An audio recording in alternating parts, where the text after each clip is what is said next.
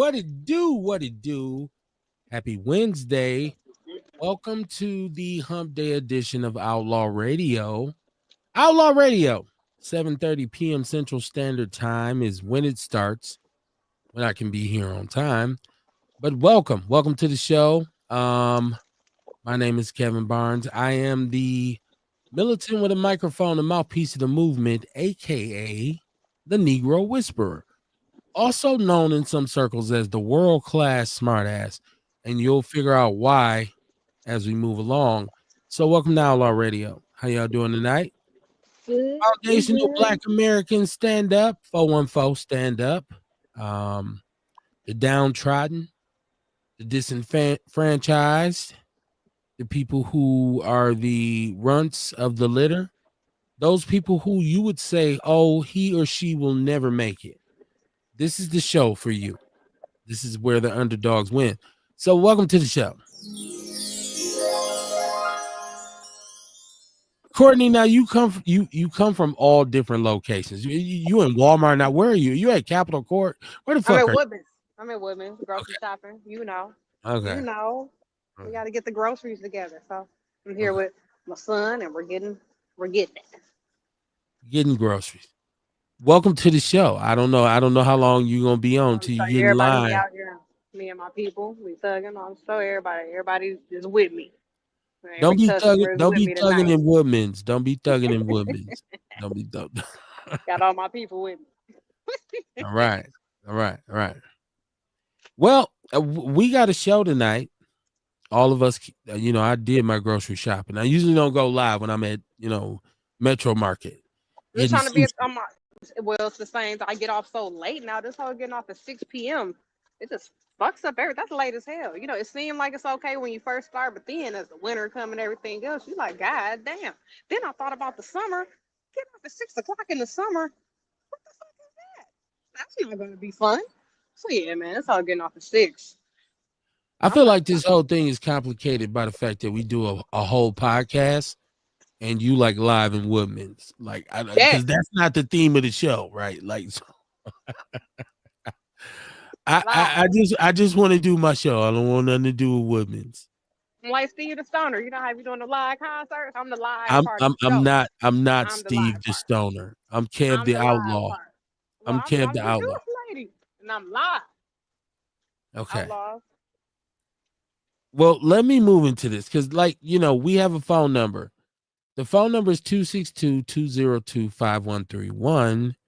But we also have a very active chat room, and I'm going to show you an example of this. This is Dion. He's in the chat room early. He said, we on tonight.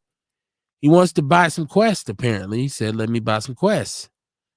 Jesse Parrish out in Denver. He's saying, what's up? He's out in Denver, Colorado, him and Shabaka. And everybody's saying, Courtney, grab him something. Everybody wants some groceries. You see, people love it when you live. I'm surprised they ain't asked for nothing when I was at Chili's the other day. I'm not feeling the Woodman's thing. I'm not feeling it. They don't contribute to Outlaw Radio.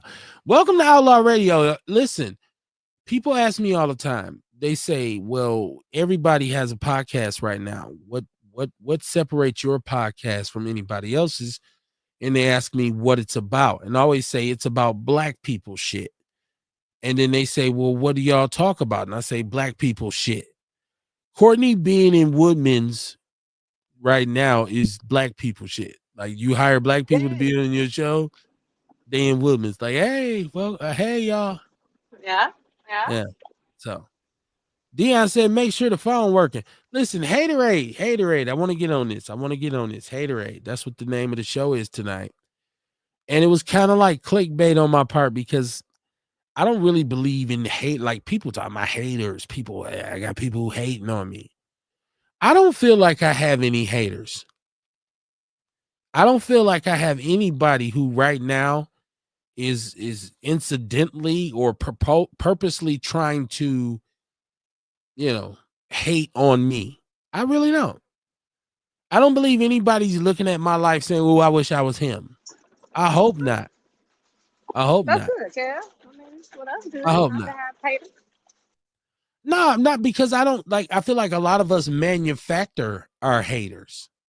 Like we in our minds, we start to believe that we're so, we're so great and we're so fly and we're so on point that people hate us.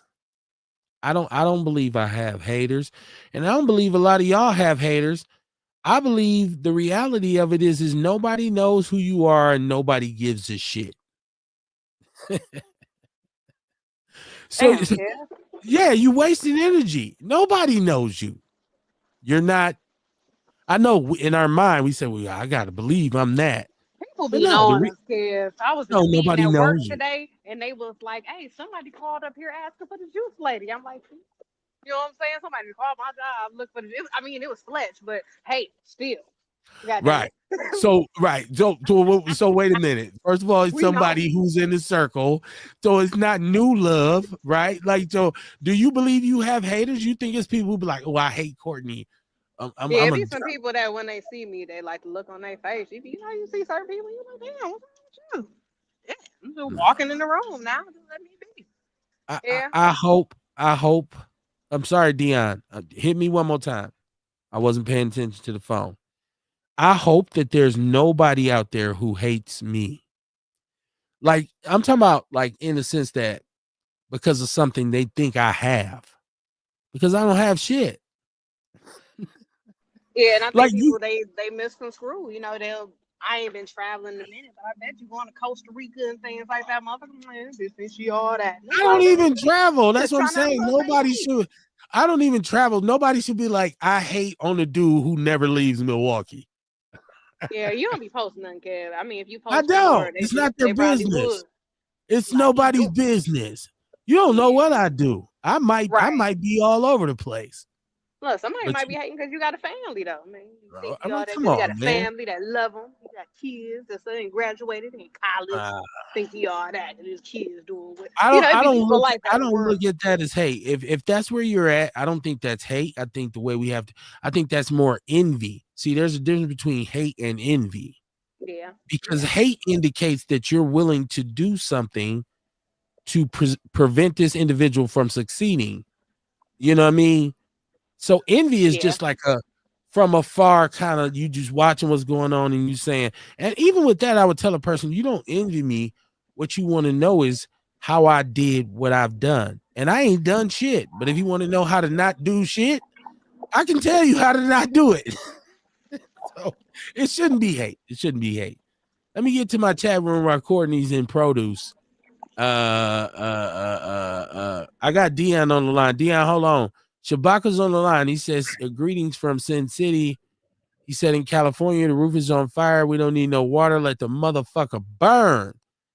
Dion said, phone not working. It is. You on now. Mikey, what it do, man? Mike, what it do, man? How you doing? Prayers to you, brother. Hope you are, recovering from whatever, situation you was in. I posted up. I don't even comment on posts. I said, man, prayers to the homie. Love, man. You know how it is, neighborhood. He said, what up, Kevin Barnes? How you doing, my brother? Mikey Davis. Mikey Davis. Dion, you on the line. What's popping, man? What's going on? Oh, nothing, just going with the flow with you, man. Listening to you. I thought maybe you was gonna go into like when you was talking about hate on how the discussion we had earlier. So I'm just gonna sit back and listen and see if you're gonna take it into that. You know what I'm saying? Because I mean, these people, it breeds hate though, and hate breeds hate. So I don't think nobody, it is. I know I don't think nobody hate me. You know what I'm saying? And I ain't got no reason. But people could hate you though because you have a platform. You know what I'm saying? And you enlightening people. And a lot of people don't like that. They'll look at it and they're like, "Who the fuck that nigga think he is?" Coming on every Monday and Wednesday and having them niggas on there. You know what I'm saying? So you never know though, bro. You know what I'm saying? Motherfuckers, jealous ones envy. So a motherfucker sit back and envy you and be in your face and you won't even know it. You feel what I'm saying? So it's a good thing you keep your circle small though.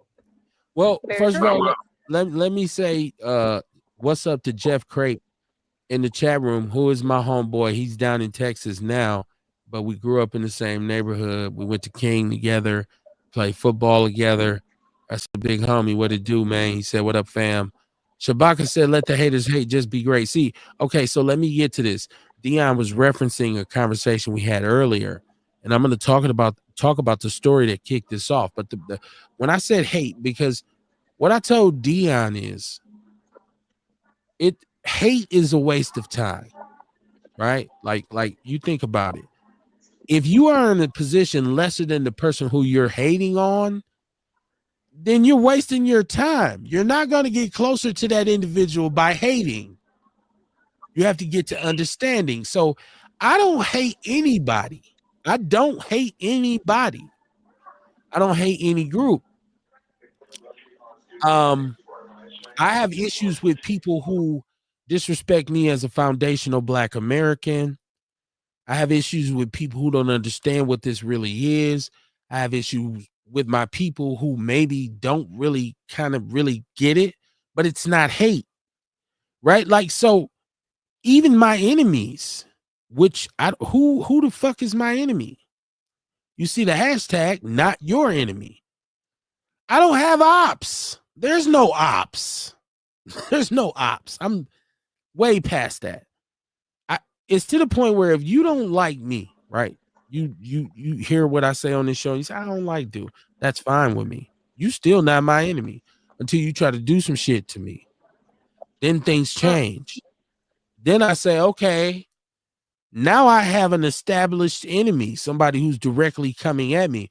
But ain't nobody doing that to me now. So if somebody's hating from afar about a platform, you can ask anybody this. If you want to do a podcast, you want to do any content creation in terms of rocking this mic, call me. I'll tell you how many people out there listening right now have hit my line, inbox me. I know y'all don't want to say y'all names. How many of y'all done hit me and said, Kev, what should I be using?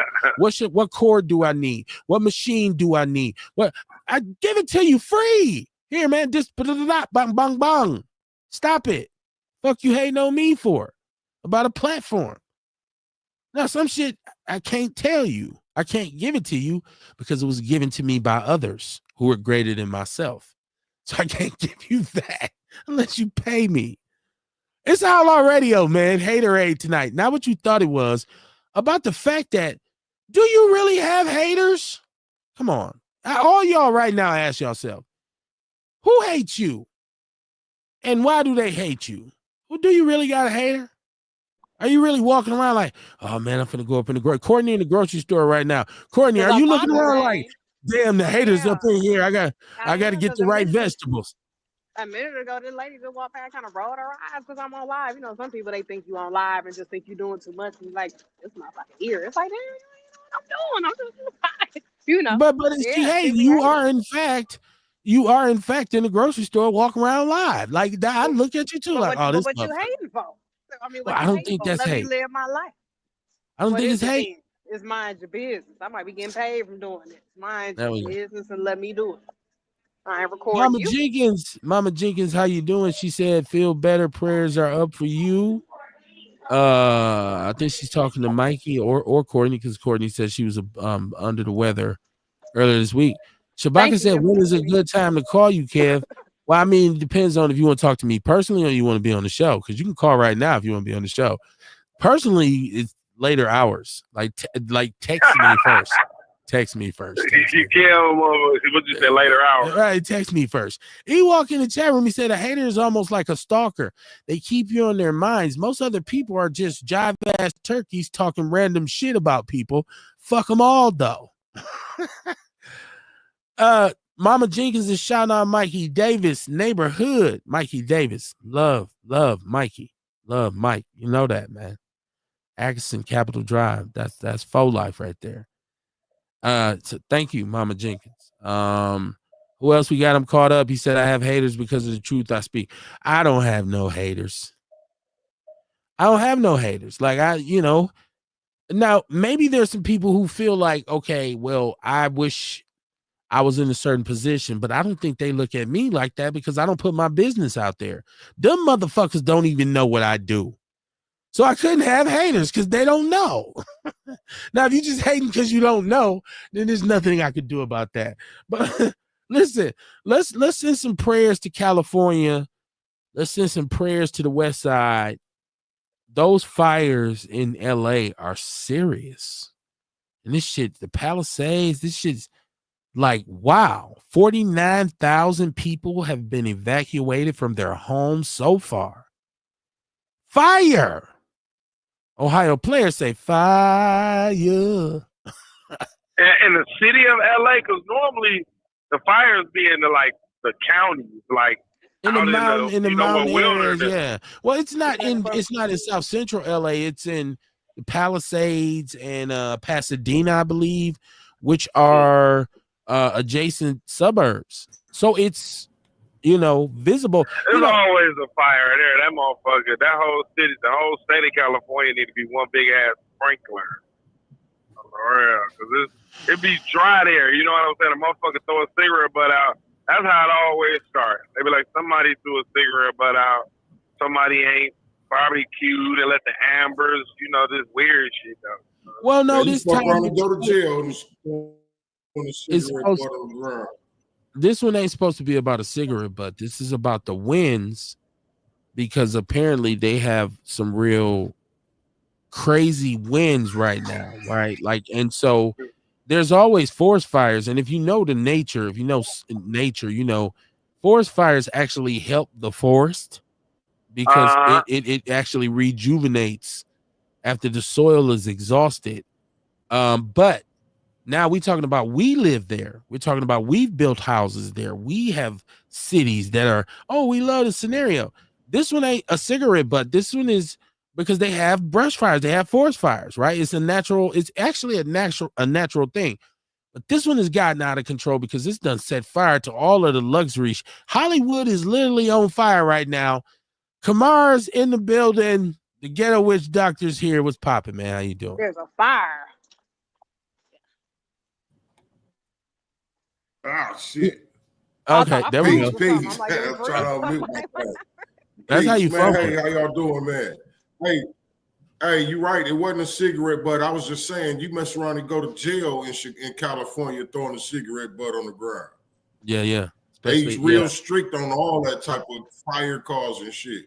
They strict as hell on that. Okay.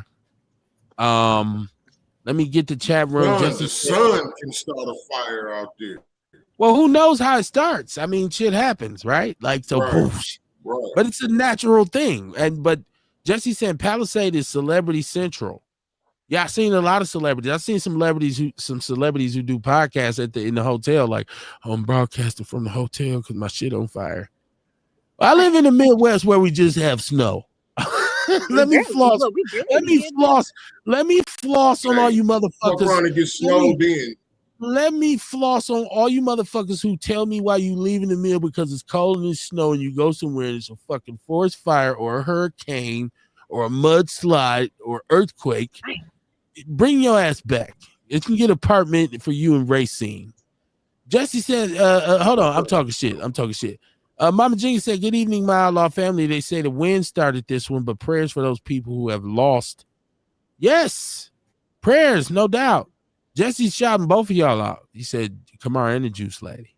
So we have snow in hell in my house city. Okay, so check this out. We was talking about hate, right?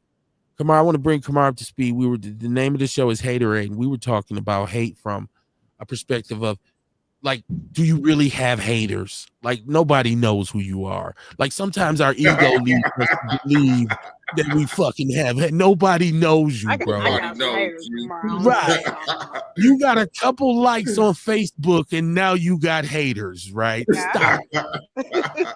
These are imaginary friends.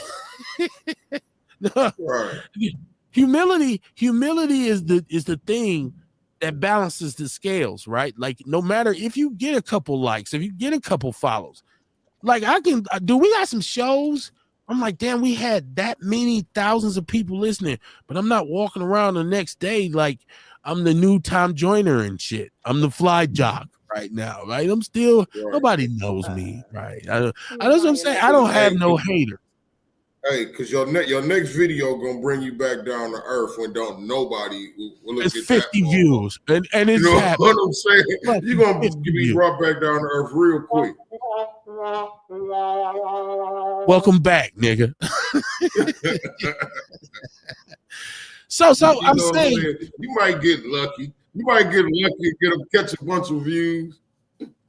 but I'm But saying nigga, ain't nobody hating on you. I'm saying this to you too.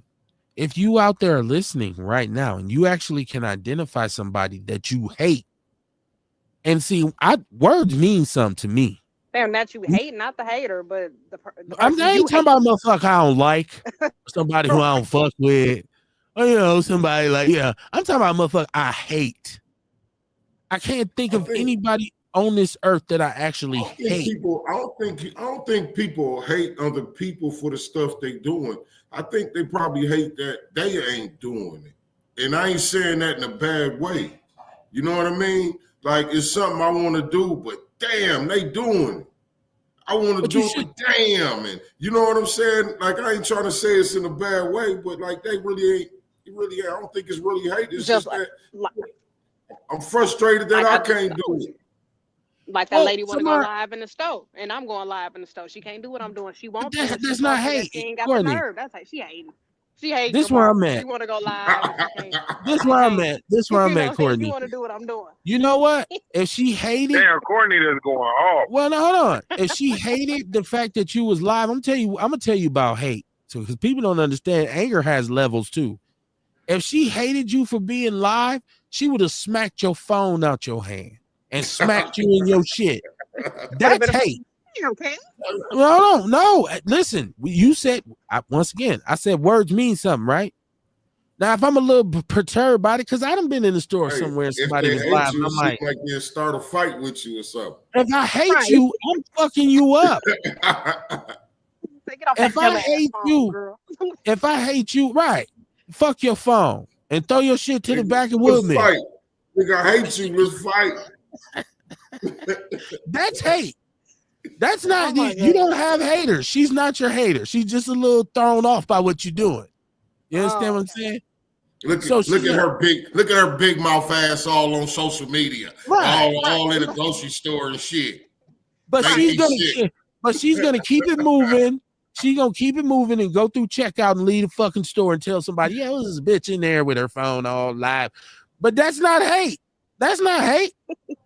Hate is I slapped the shit out of a bitch in the store because she had her phone out.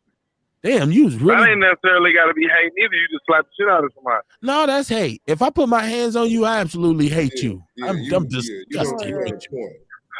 You are fucking. You're low. You're a low life. You don't deserve to survive. Like I don't feel that way about nobody. Now, if you fucked me over or you lied to me, which people have betrayed me. Even with this show, people have done me wrong. Y'all know who y'all are, who've lied to me. Damn. I don't hate you. I just don't fuck with you. That don't mean because I got niggas who I love who I don't fuck with. I got family that I love dearly. They don't see me. If I hated them, I'd be waiting outside in the morning when they came out for work. Like I'm finna beat your ass. That's what hate is. Hate is when the shit gets physical. Hate is on site. Right. Nigga, what? Fucking you up. I agree with that. Hate is on site. Don't even cop no plea. Don't care. I don't want to hear that shit. MC Bree said, hell no, I won't hold up. Somebody should have told you. You fuck with E-Breeze, you get rolled up. Ain't no hold up. So listen. Okay, let me calm down. It's Outlaw Radio. Let me catch the chat room. Okay. Man, I've been talking shit, so I get behind. Shabaka says, fuck Hollywood. Let the Hollywood sign burn. Kamar's right. Jesse said, we have some snow and hail in the Mile High City. Shabaka said he lived through 5 major earthquakes. Shabaka's from California, from Los Angeles, I believe. Jesse said it's an apocalyptic scene. 5 fires going right now outside of Los Angeles. Wow. Shabaka says Shabaka's black experience. Hold on. Shabaka's black experience enhances history. We thank all who participated over the years. Holla at me, Shabaka. What you talking about? Yeah, in the words of Sean Combs, it don't stop. Take that. Come on, man. Don't do that. Don't quit. Come on. Take that. Ain't no quitting. Ain't no quitting. Take that. Don't Take stop. that. Don't stop. Don't stop. We won't stop, right? Can't stop, won't stop. Man, ABA, Armed Black Americans. What up, my brother? I can't read emojis. I'm emoji. Hey, me and one of my buddies was arguing about that what is it, FBA this week. Yeah. And he don't agree with it.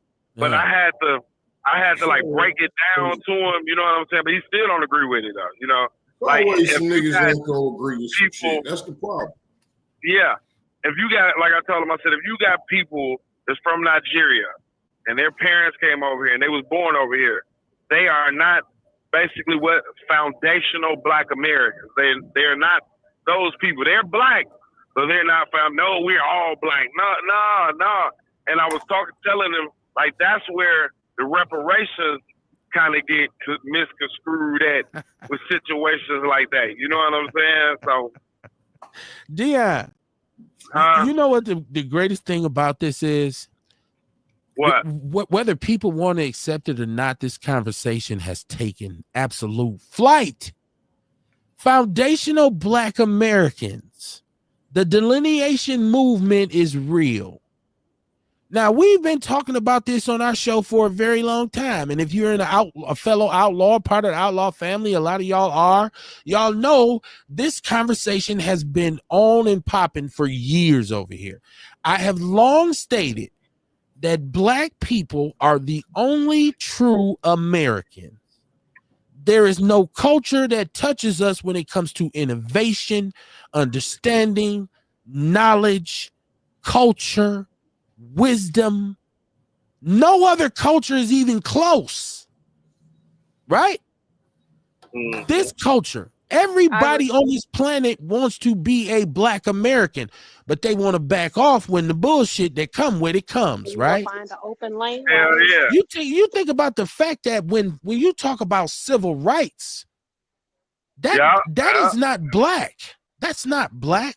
You know who the people who came up with the whole concept of it was and stood up against the juggernaut were? Us, foundational Black Americans. We said civil rights. Now all you motherfuckers done jumped on board until shit get hot. Right? Everybody want to be Black till the police get behind them. Everybody you want to listen to the music, you want to wear the clothes, you want to eat the food. When that shit. I'm Nigerian. No, I'm Nigerian. Then you go to delineate. I'm actually not Black. You checking off on your application. I'm Latino. I'm Latinx.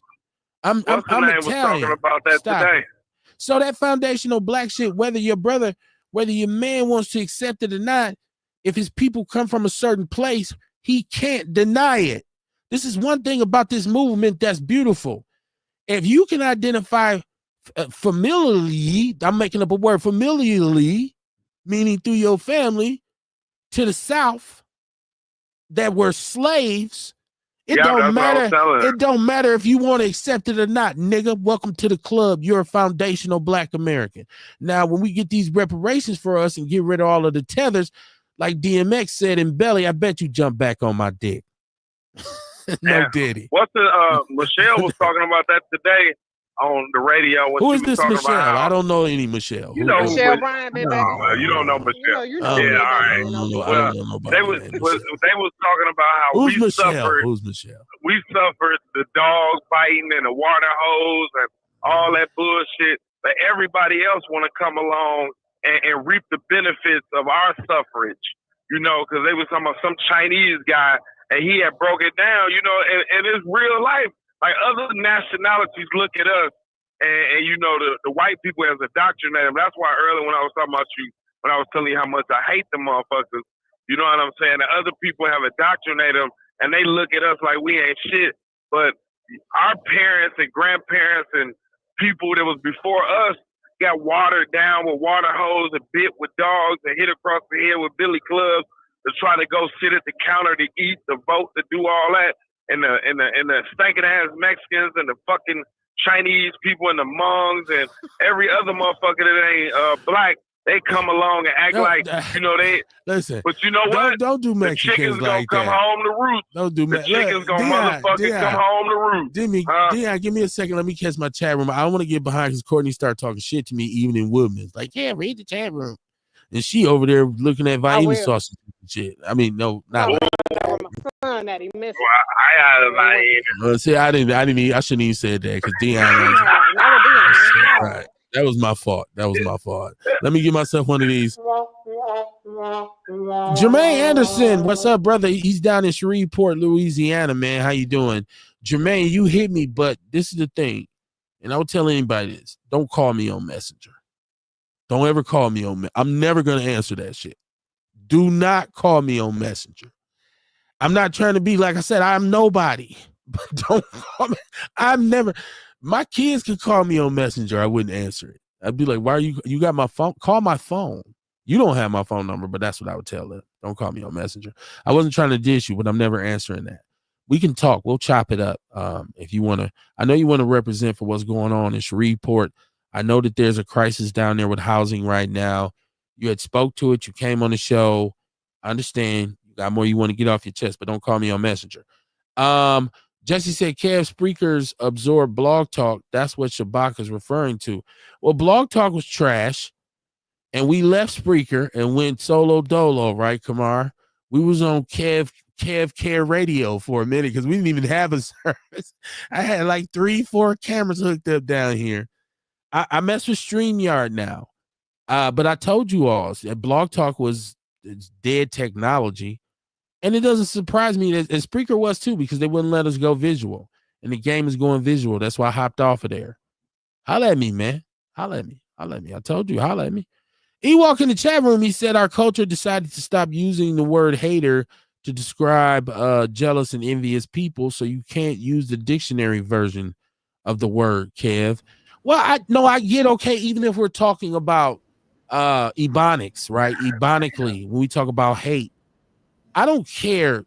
Hate, in terms of how it's used, even in language, it is the worst of the worst. If you say player hater, right? Kamar, if you say them niggas hate on me, over the top, like, dude, what's happening? We got beef. This is serious. When you hate me, it's serious. That's why you get them dogs. That's why they sick. They hated us.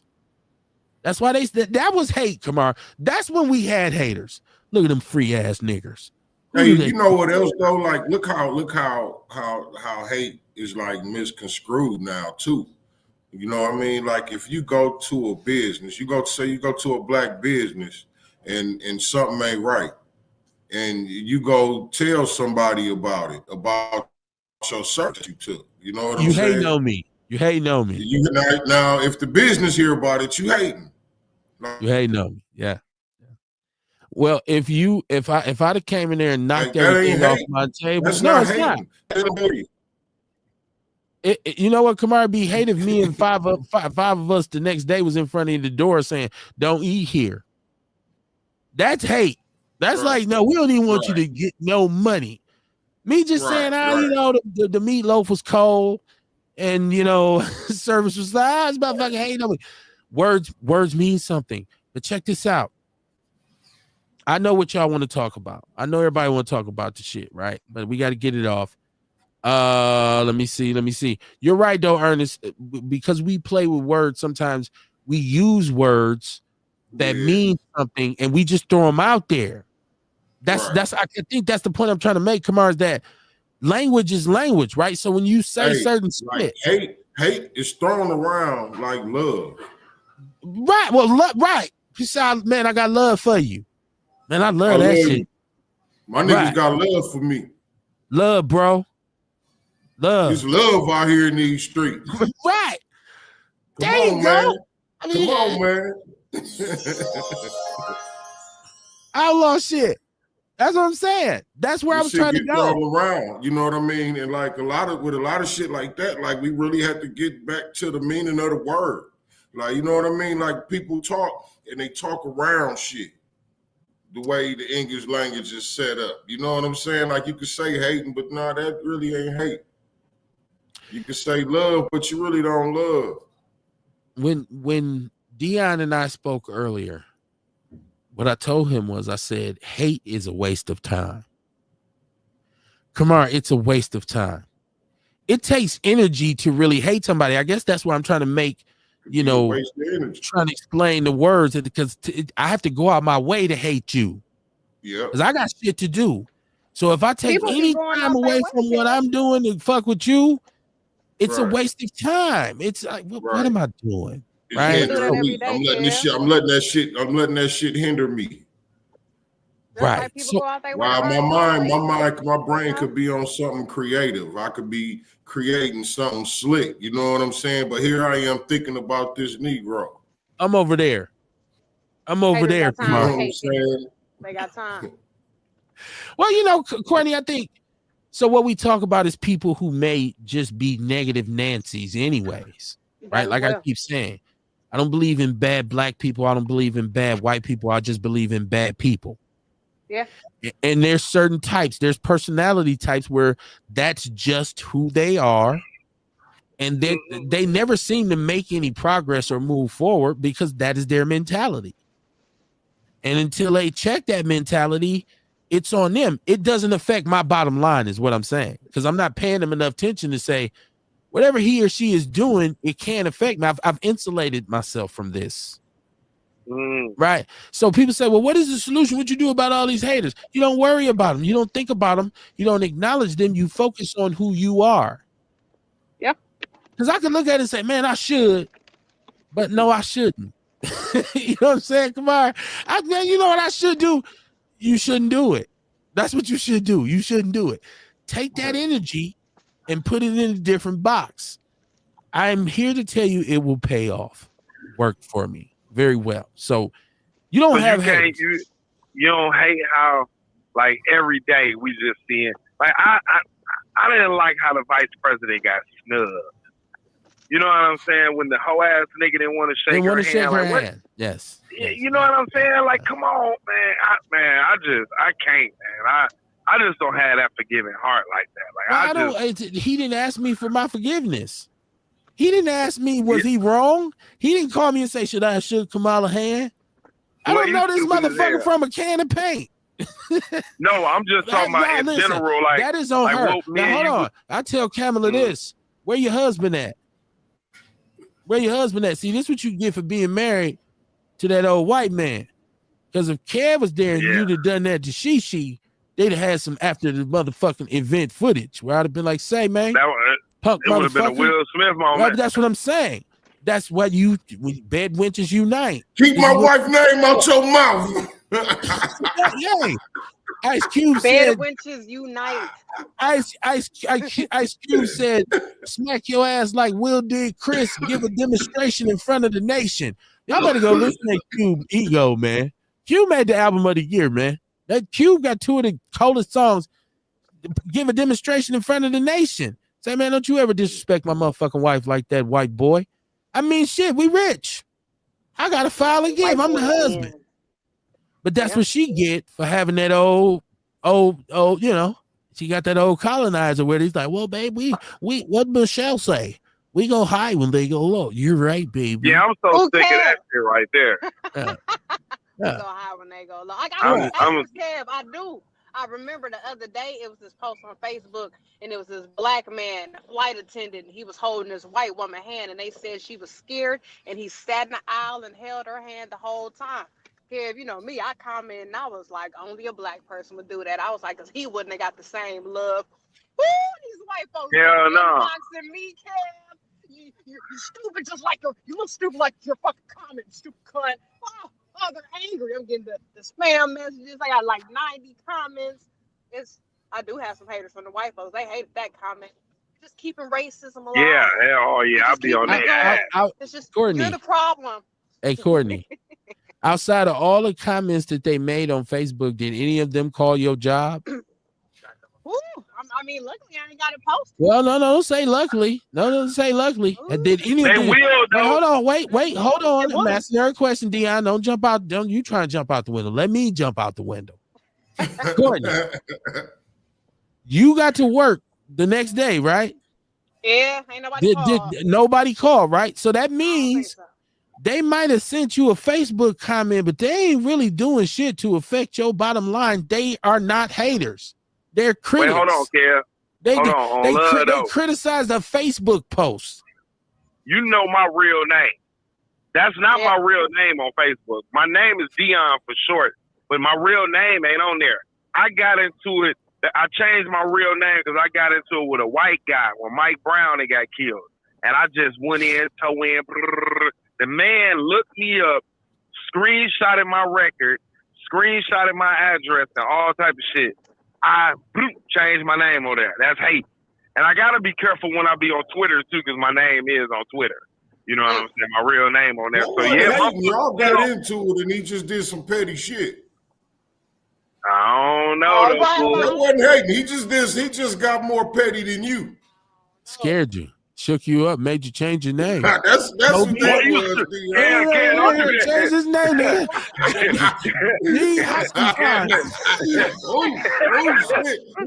do that, kid. Hey, Kamar, he literally scared the black out of you. You changed your name to a white man name. You changed my name. Deion James is not a white man name. My name is Tim Snyder. Let me find out, man. You at Irish Fest. Damn, I ain't even see dude. You will get your ass ran over. All the shit you be talking, man. You let a white man change your name. I ain't told you. Man. Yeah, I gotta hit you.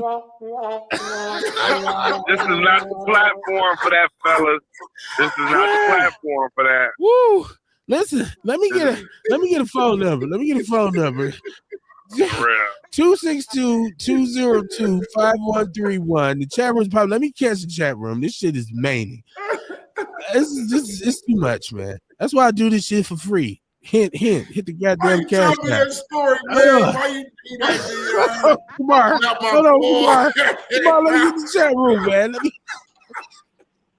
Let me get the chat room. Let me get the chat room.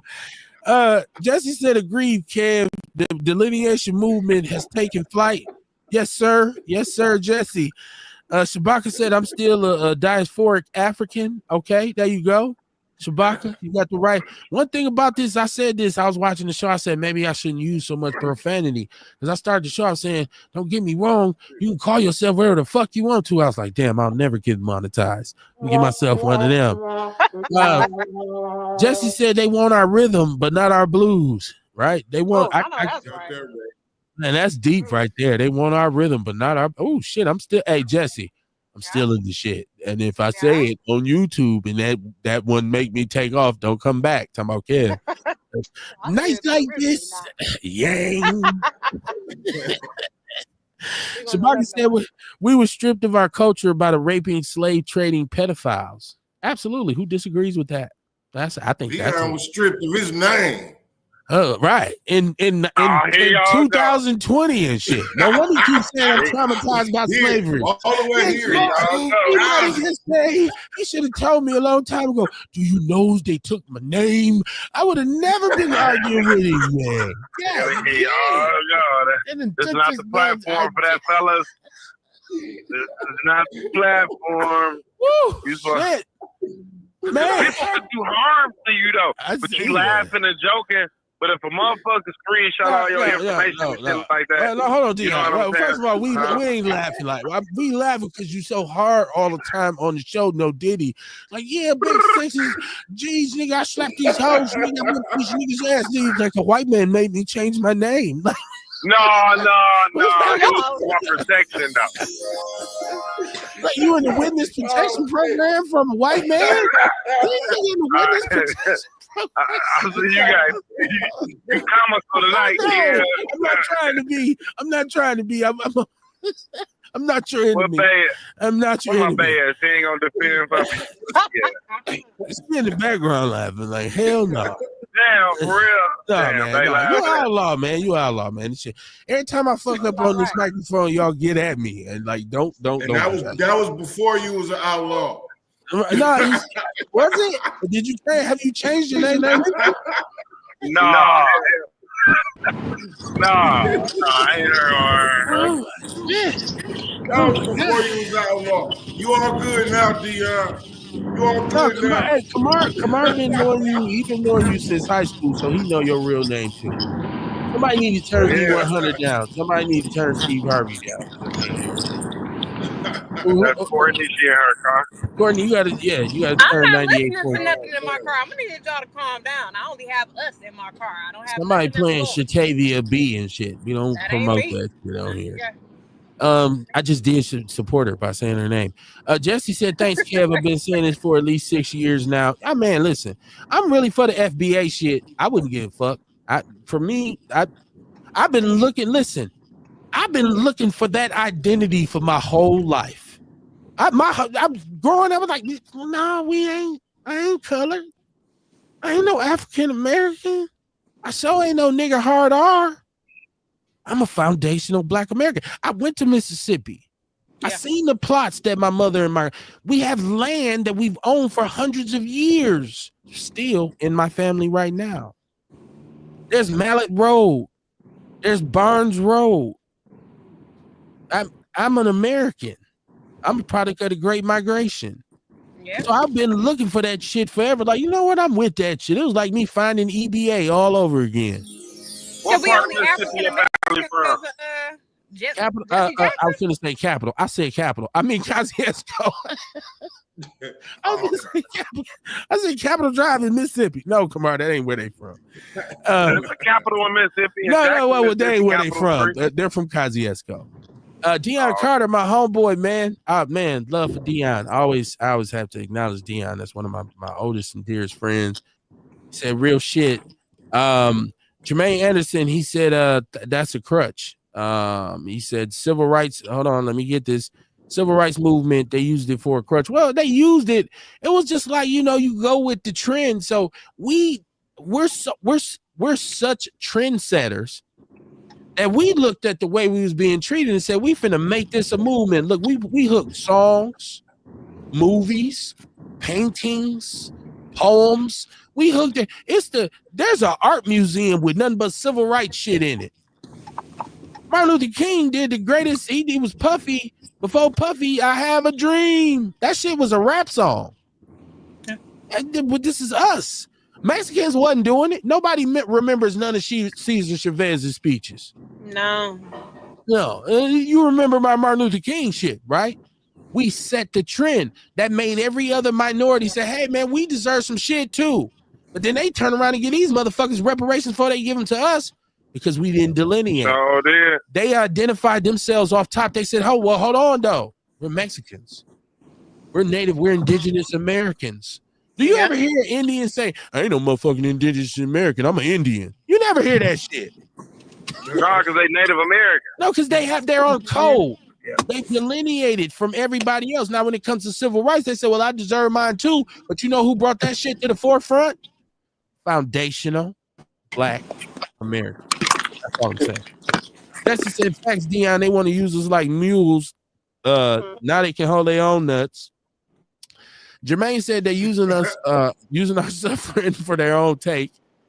Shabaka said the tethers are a product of neo-colonialism. Well, listen, America is America, right?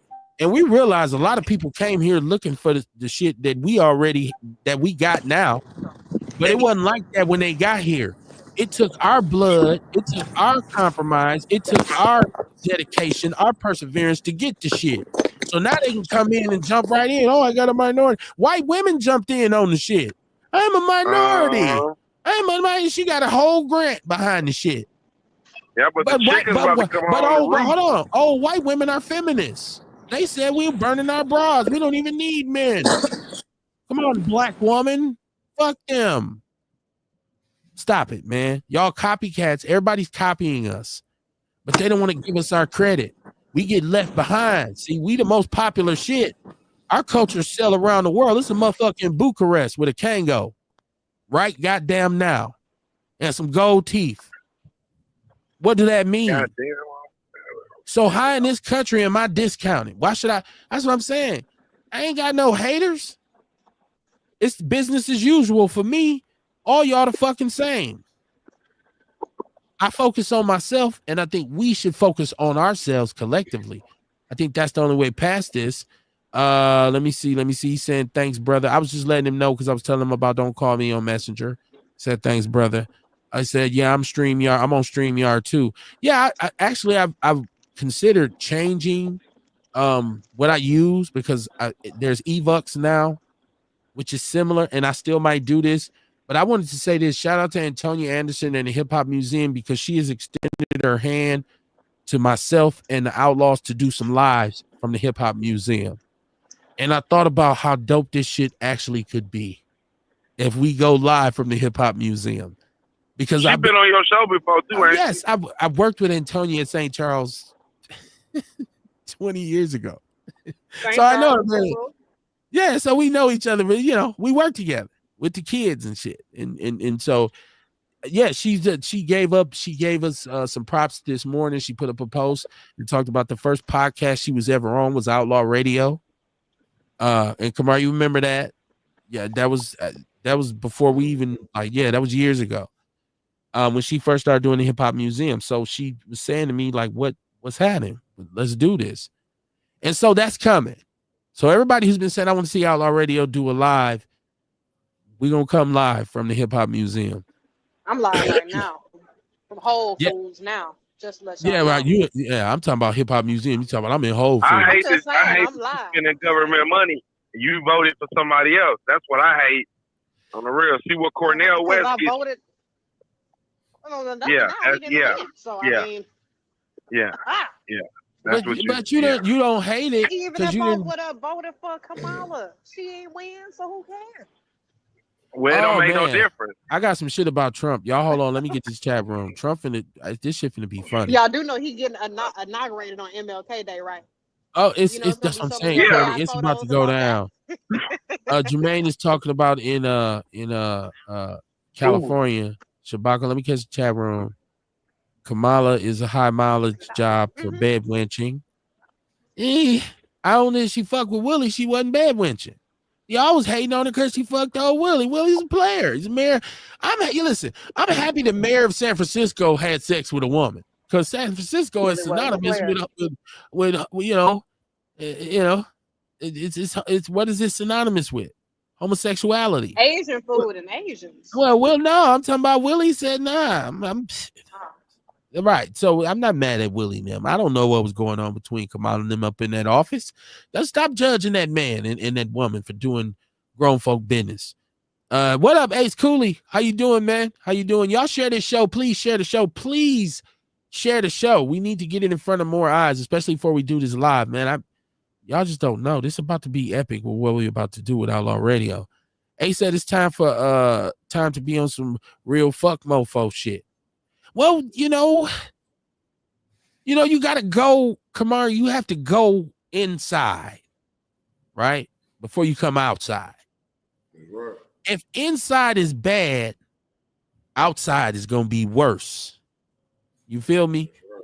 So, like, even in terms of yourself, you have to be able to look at this objectively as well as subjectively and say, I don't really have haters. Because even if you are over there, I'm not reciprocating it. Therefore, I'm minimizing your power. Not that I'm not. Now, if you cross a certain line and I say, well, hold on, goddamn it. Well, don't do that shit. Now, when it's time for me to defend the castle, I will. But you can exist outside the walls as long as you want to and feel how you want. It doesn't have anything to do with the bottom line or the price of tea in China, because I'm focused on me. I can't, because even if you hate me, Kamar, so say I hear somebody was talking about me. So say, yeah, Kamar was at the Sherman Phoenix talking all kinds of shit about you, Kev. That nigga was hating on you. Do you think I'm finna get in my car and drive up to the Sherman Phoenix and come to the House of Vitality and be like, Kamar, I heard you said some shit about me. Let's fight in the Sherman Phoenix. Right. No. I'd be like, whatever. You know what? I think it's important to remember for everybody I'm talking about. Okay. Okay. If you don't like me, it's not my problem. That's your problem. As long as I'm not doing nothing to you. As long as I'm not doing nothing to you. Hey, dig what I'm saying. If you don't like me, if you just don't like me, that's not my problem. Right. So I'm not finna put no energy towards it. That's your problem. That's something you need to work on, because I ain't did nothing to you. Right. You dig what I'm saying? So we all need to realize, like, if somebody don't like you, it's not your problem. Right. So I don't go crashing out because don't go crashing out because somebody don't like you. I don't have to make a post on Facebook and say, "Oh, you motherfuckers just hating on Outlaw Radio." Yeah. Now you look funny. Right. Hey, now you look funny and shit. Yeah, what you talking about, man? What you talking about? Low down Willie Brown, former mayor of San Francisco. Yeah, man. Hey, man, listen, man. Willie used to be geared, man. He had a hat on and shit. Hey, man. I don't understand now why we get mad at a heterosexual black man for doing hetero things. Right? Like Willie, if him and Kamala had something going, they had something going. Like Kamala legit did her job. She didn't just get to meet Willie. She worked her way up to Willie. And so if I'm just saying, y'all stay out people's business. Listen, important 414, let me know how you feel. Brother Ashanti Hamilton has stepped down from the Office of Community and Safety after 2 years. What? Okay. Ashanti Hamilton was announced. It was announced today. He resigned from I can say it now. I normally can't say it. The Office of Community and Safety. I thought it was wellness. It was now the wellness, safety, and wellness. No, it's the Office of Community and Safety. He stepped down as the director.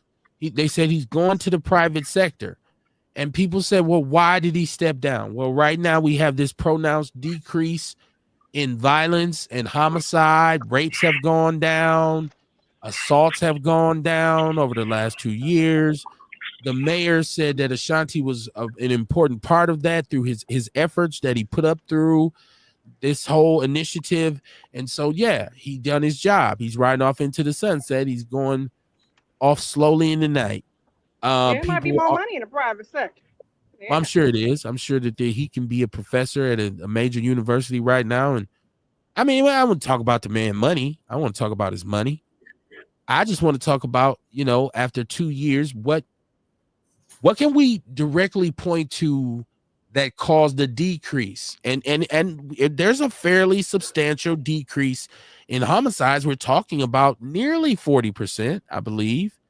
And the mayor, they're taking credit for this, which I think is fucking hilarious. I think it's hilarious. But he's stepping down.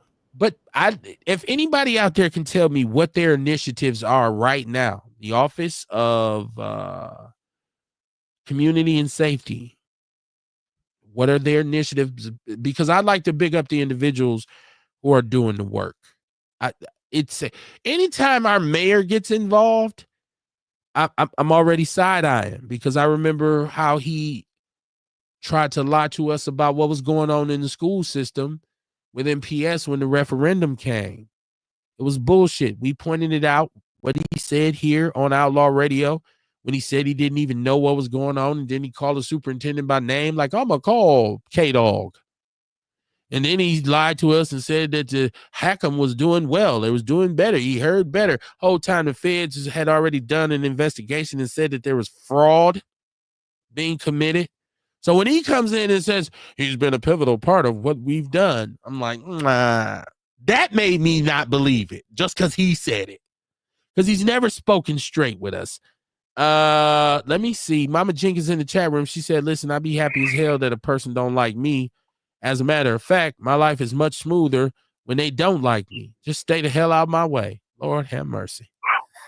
Mama Jenkins, that's what we're saying. I guess it goes back to that thing on Outlaw Radio that we always say, is that we give away more power than what's taken from us, right? If I'm so distracted with what somebody says about me, I can't be focused on my main mission, which is to do what I need to do and stay focused and stay, as they say, locked in.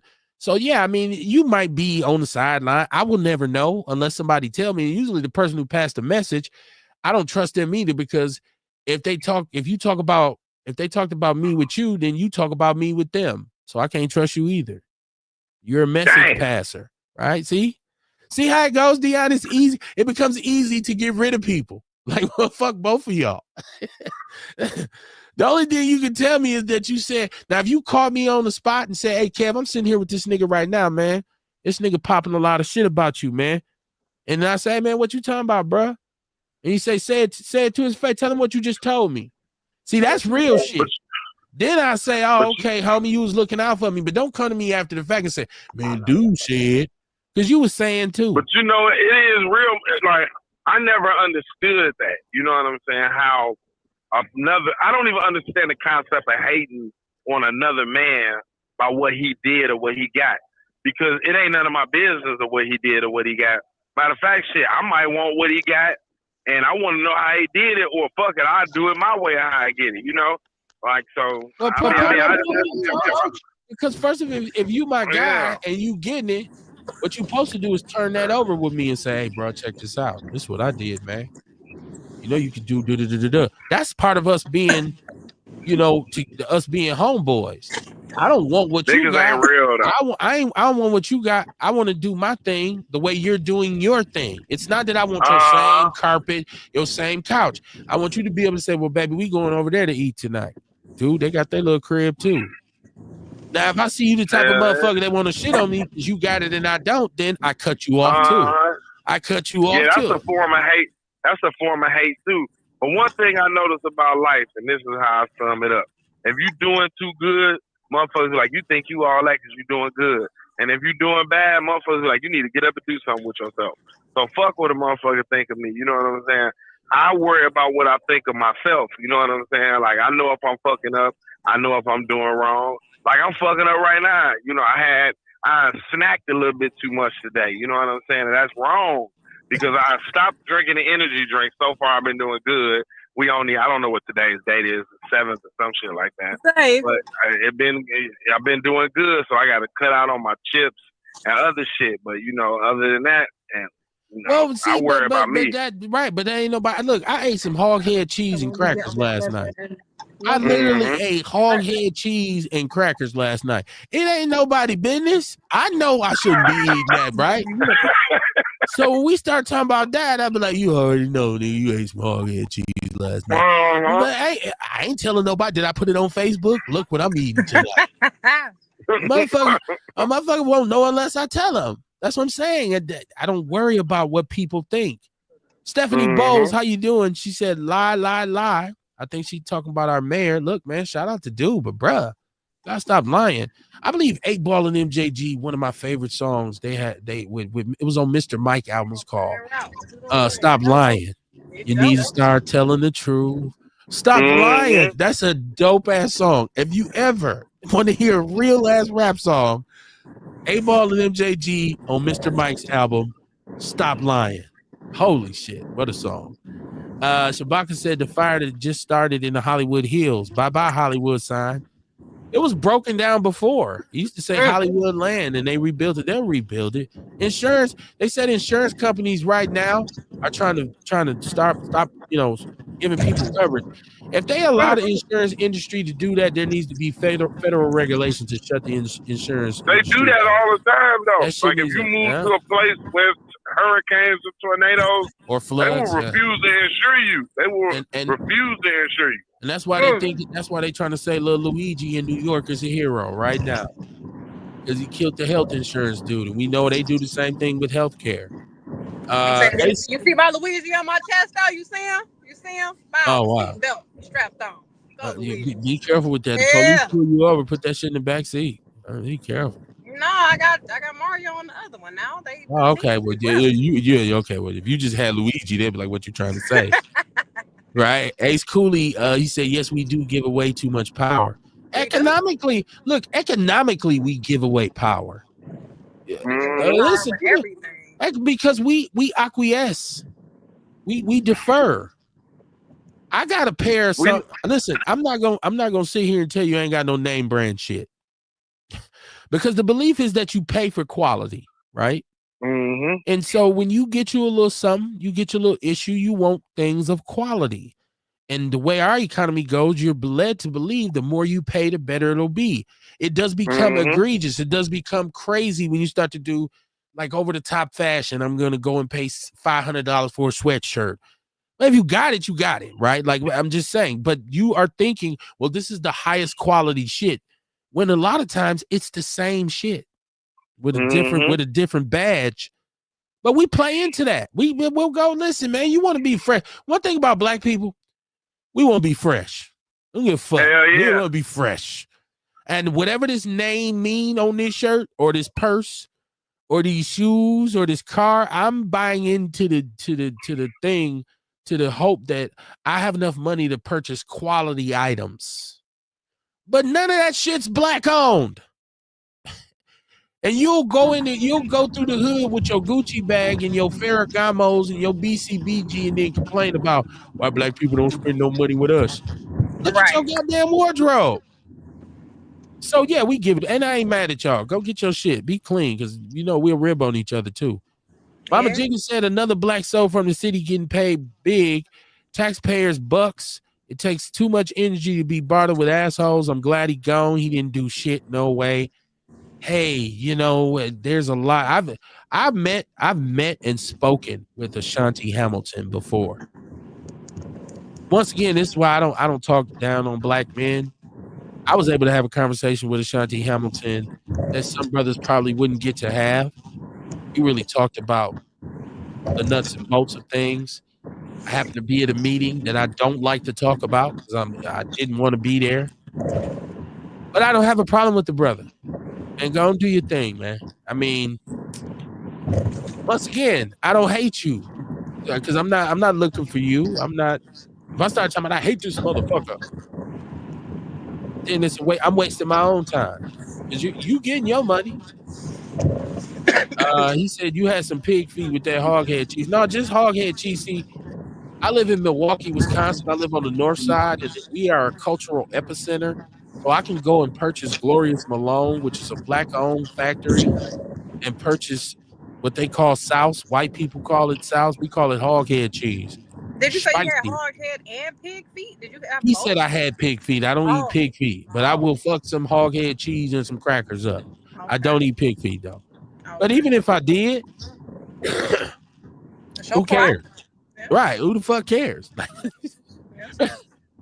I got another piece because my wife would get on me if I don't. I got to buy little slices, right? My father used to make this shit by the loaf when I was growing up. So I grew up eating this shit. So I got a little slice left. I might tap him tonight. You know what I mean? Depending on how black I feel when I go in the house. Crazy how things be so tasty when I mean, for some black folks it stay tasty forever. But shit like hard head cheese was so tasty when my mama gave it to me when I was a kid. And you get older and you be like, nigga, what am I eating? No. Yeah. But I mean, for some people still, it's hard head cheese. Everything. Exactly.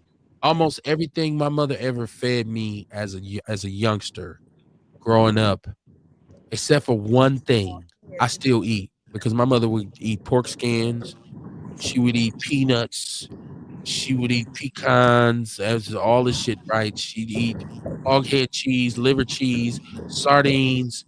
The only thing my mother used to give me that I won't eat now is uncooked hot dog. Because my mother would give you, she'd cut up a hot dog with some crackers and give it to you. And I used to eat this shit. Right. That's like a little Vienna. Yeah. Right, but it's just a real hot dog. She's just here. And I'm like, ugh. I won't eat that. But everything else, she all them foods, man, them comfort foods, cracklings and homemade jelly and shit and all that shit. I still eat that shit. Pepper sauce, cha-cha, all shit. My mother. What is pepper sauce? Pepper sauce is hot peppers grown in the garden, put in vinegar, and they sit for about 5-6 months. And then when you eat cornbread and collard greens, you pour some pepper sauce on it. It makes it spicy, but it gives you the tang to it, the vinegar. My mother's trying to tell y'all, man. I'm trying to tell you, man. I still eat most of that shit. So you make your own pepper sauce now? Or? I do. I actually, Courtney, the truth, I still got the bottles I took, because my mother had this stuff sitting up on shelves for years. She always had. When she passed, I took 3 or 4 bottles. I still have the original bottles. I'll add my own pepper sometimes. Some of them just sitting unopened. I still got them. Yeah, no doubt. Okay. I didn't get none of that jelly and shit, all that shit. I took the pepper sauce. Tiasha Arthur said, thank you for reminding me to buy some hog head cheese. A lot of y'all be faking. I know y'all be out there eating that hog head cheese because Glorious Malone's still popping. They done rebus right in Walmart. They got a modern day facility. They get money. I wish they would sponsor me. I'm gonna holler at them. Like, let me get a sponsorship. I know Hey, that's Scooby right. said, y'all heard about the white lady breaking the bones of black babies in the NIC unit?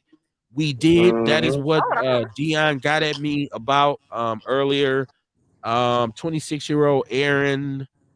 I didn't want to get her middle name. Erin Straitman. In Virginia, I believe. She was working in the NIC unit. If you're not aware, the NIC unit is where the premature babies are born. And for years, there was an epidemic of fractures. And see, the thing is they say that premature babies are susceptible to fractures. But she was actually doing this herself. She was actually breaking the bones of black premature babies. Think my baby was in the NICU. I couldn't imagine going to the NICU to see him and suddenly he got a motherfucking fracture while he's in his little circuit in his square box. Like, yes. I couldn't imagine going in there and out of nowhere, oh, yeah, he has a. What the fuck? Oh my gosh, Kev. Oh my God. You know who else was in the NIC unit? Me. I was born premature. Like, ain't nobody break your bones, did they? Like 2-3 months. If had it happened, my mother would have burnt Mount Sinai down. Knowing her, if she came she came to Mount Sinai and my leg was broke, they would have said the first black terroristic attack was in 1975 in Milwaukee, Wisconsin. My mother would have burnt that motherfucker down. But so Dion was reacting to it and he said, I hate these people. Can I blame all white people for what she done? Should I hate all white people because she done this? Yeah. I mean, that's how they be treating us, coming in shooting up shit because they can't stand. I mean, half the time they don't even be knowing black people. God damn it. It be, man, yeah. I feel a way towards them. I feel a motherfucking way. I know that. I be on their heels. Do you think she did this because she was white or because she was mentally ill? Obviously, something's wrong with this. No, we ain't gonna give her no pass. Hell no. That bitch deliberately did it to black babies. She did. Right, if it was all babies, it would be different. But you doing. But is that not the trait of mental illness? Is that not sickness? Now that's hate. That's hate. So are we going to now consider hate a mental illness, or what we doing? Well, it is partially. But if you get so preoccupied with another motherfucker to the point where it affects you physically, you want to throw up. That's you're mentally ill. You're delusional. Yeah, well, I'm mentally ill. You're delusional. Something's wrong with you. Well, yeah, I tell you what. Because I be so angry. Like my voice. But you ain't on your way to Virginia to knock her down. You ain't. Kev, when I said I didn't want to say a lot of things I wanted to say in the text, but it is times where I felt like just go all out. You know what I'm saying? But you didn't. No, I didn't. You know what I'm saying? But I felt like that. And that's why I said that I'm scared. I'm scared of the hate that I have because they only know pain and destruction. And they cause us pain and destruction. And they need to be caused pain and destruction. Yeah. Hold on. Wait. I agree. Wait. Yes. So then that means premature white babies deserve their legs broken because some black kids got their legs broken. So right now they should say, okay, well y'all get y'all lick back. Y'all get to come in here and break some white babies. Is that how this should be fixed? Yeah, I'm just saying if things happen to my children, I would want it to happen to you. Even if something like how black kids begin killed by white men and then people just go protest. No, personally, me, I'm gonna want to go kill you and your family. If you got children, they're gonna have that's how I feel. Courtney, you know what? If you ever been in any kind of beef, real street beef, and say somebody on your side loses and then somebody on their side loses, what you ultimately realize is you don't even feel better after they lose. There's no sense of satisfaction in that. As a matter of fact, you end up just being empty. Like nobody won in this situation. Okay, they killed my guy. We killed one of their guys. But that I would be. I think I would feel a you know, this ain't street. I was never satisfied. I was never satisfied after. I'm just saying. It was like I think okay. I think but it's with different him though, between it a would be friend and your kid. satisfaction. You know, You said we'll feel better. So is that going to change our position in this country if we go break some premature white babies' legs? Is that as all of a sudden we going to get an economic empowerment? Are they going to say black people ain't playing now? Are they going to say that? Are they going to say, oh, y'all, okay, they ain't playing now. These black people for real. Let's start treating them right. I feel like they take us as a joke. I think we take ourselves as a joke. Jesse Pear says, facts, Kev, Mr. Mike, stop lying. Suave House classic. Absolutely. Suave House, man. What the fuck happened to Suave? Suave House. Shit. That's why people be like, 666 Mafia. And I'm like, what? Suave House. Stop it. Tiarsha said, what state? I didn't hear this. Someone needs to break her bones. She said, somebody needs to break her bones. Somebody's bones. It get broke hers. Yeah. Exactly. Not the babies, but now we need to break your bones. Break her leg. Okay. Break her leg. Okay. Yeah. Shabaka said, now there's 6 fires in Los Angeles. He said, any comments welcomed about the dump regime? I'm going to talk about Trump. Trump is already losing his fucking mind right in front of your eyes. Jermaine said, that's why we suffer with acid reflux now. He said, high blood pressure is rampant in the black community. Louisiana is down here. He said it originates from here. Hoghead cheese. Rocks. He said hoghead cheese. That's what I thought. I was like, oh. I know some undercover hoghead cheese eaters out there. Y'all better stop playing with me. Kamar, they trying to show off for you. They don't want you. They don't want you. I don't care. Do what you do. They don't want I ain't needing to know. Do what you do. I ain't needing to clear. You better tell the truth. He can't help you unless you tell the truth.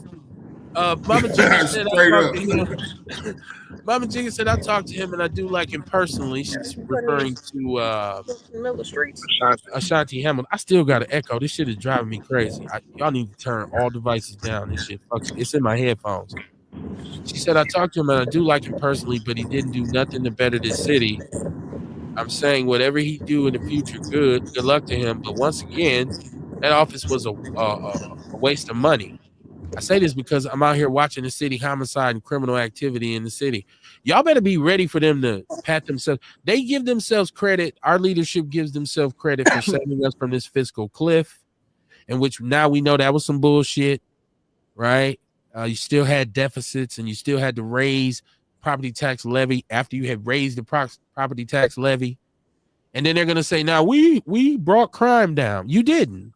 Because honestly, the truth of the statistic is it's still hyperactive versus what it was pre-pandemic. So we had 172 homicides in the city of Milwaukee in 2024. In 2020, before the pandemic started in 2019, we only had 97.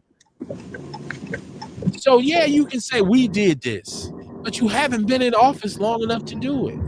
You had to restructure the whole Office of Violence Prevention, move money around. Shit has been changed. It's not because of anything you did. It's not. Come on, man. I know you want to take credit for it. Tiasha Arthur said, my grandfather used to make a lot of the same things your mom and dad done. He was from Louisiana. Jesse saying, yes, he's agreeing with me about some. I don't know. Said because she was white. Said she knew what she was doing. She was well aware of her own actions. Stephanie Bowe said, if that's what it is, she mentally ill then. Well, fuck it, claim it, Stephanie. Yeah. If you say, listen, if you go and commit an act of retaliation and you can go in court and say, Your Honor, I did this. I plead guilty. I say, shit. Ain't nothing else to be. The motherfucker said he did it. Like Kamar said, you eat all the hog-head cheese you want. Don't deny it. Just say, hey, man, Kev, why your blood pressure so high? Because I ate some goddamn hog-head cheese late at night. You know what I'm saying? After hitting some tree and ate. And first of all, he said pig feet. Let me straighten this out for y'all since I'm full disclosure. You know what I ate before I ate the hog-head cheese? A bag of pork skins. Them motherfuckers, you eat pork skin or the cracklings. Because cracklings be hurting your motherfucking teeth. I will tear some pork skins up. Hot and spicy. I eat them all the time. I like them. I be having to let it go for a couple months. Me too. I gotta be like, no, Kevin. No pork Right. skin. It'd be like that. I'd be trying to, yep. Yeah, fuck them up. I mean, just be honest, man. You smoke crack. You like to smoke crack, don't you? Ain't that what Joe Clark said to dude on top of the building? You like to smoke crack, don't you? Mama Jenkins said, hey, y'all, this summer when I make pepper sauce, I will make each of you a jar. The pepper comes out of my garden. Okay, if I do have a jar of cha-cha, I will give you that I bought from Kosciuszko at Thanksgiving. We'll call you. What I really want from Kosciuszko, I haven't been to Mississippi since 1996, since my grandmother passed, but my brother goes all the time. I want some smoked sausage, some breakfast pork, spicy smoked pork sausage, where you make the thick ass patties that look like the ghetto hamburgers. That shit. You can buy that from Galaxy, though. Nah, but it ain't made. My family used to make it. It was a recipe in my family. My grandmother used to, because he had pigs. They go down there in the fall, they slaughter the pig, they butcher it. Then in the spring, everybody get meat, ham, bacon, sausage, all kinds of shit. So I want some of that sausage from Mississippi. That shit used to be bomb. Ace Cooley said, Kev, war is war. When you are going to understand, he said, when are you going to understand these folks have been at war with us? It's time for us to bring the pain. Man, that's all I be talking about. But okay, when you start, where you gonna start at? I'll be there. I'll pull up. Where you starting at? Where you gonna be at? What street you gonna be at? See, that's the thing. Hold on. Don't tell me you're leaving. Tell me when you're leaving. You say it's time to get active. It's okay. Sometimes it's just you got to go by yourself. Right. It's a secret. Sometimes you got to go alone at it. I'm tired of niggas saying do this and do that and don't do nothing. So I just went to doing my own thing. There's some assimilation to it. For me personally, I get in where I fit in. It's just like the streets. I got in where I fit in. I'm not trying to be the killer, the boss. I got in where I fit in it. That's how I survived. That's how I'm going to survive. Survival is key. Can't tell the story from the grave. Stephanie said Trump destruction, the Cybertruck blow up, the 2 dead people found in the airplane from Alaska, the fire in California. She blaming it all on Trump. All on Trump. Trump, you know what? Trump is cracking me up. TR said TJ's pork skins and TJ's cracklings is off the chain. I got him talk about it, Kamar. Pork skins and hoghead cheese. That's what the show is about tonight. Fuck Haterade. It's pork skins and hoghead cheese. Get you some. Ugh. No, Trump is crazy, man. He already crazy. You hear this motherfucker say he gonna rename the Gulf of Mexico the Gulf of America. He said he coming at Mexico. He said he won't even rule out using the military to take over the Panama Canal and Greenland to preserve the security from terrorists. I was listening to that dude talk. He said, and listen, y'all know he got a cabinet with him. This shit is about to happen, Kamar. So when you were saying the other night, like, people keep saying, oh, my God. And you say, man, but listen to this crazy motherfucker, man. He's the Gulf of America. He gonna rename it. It is about to be white people time in America. Go ahead, bro. That's cool. We let them worry about that shit. If you want to rename the Gulf of Mexico.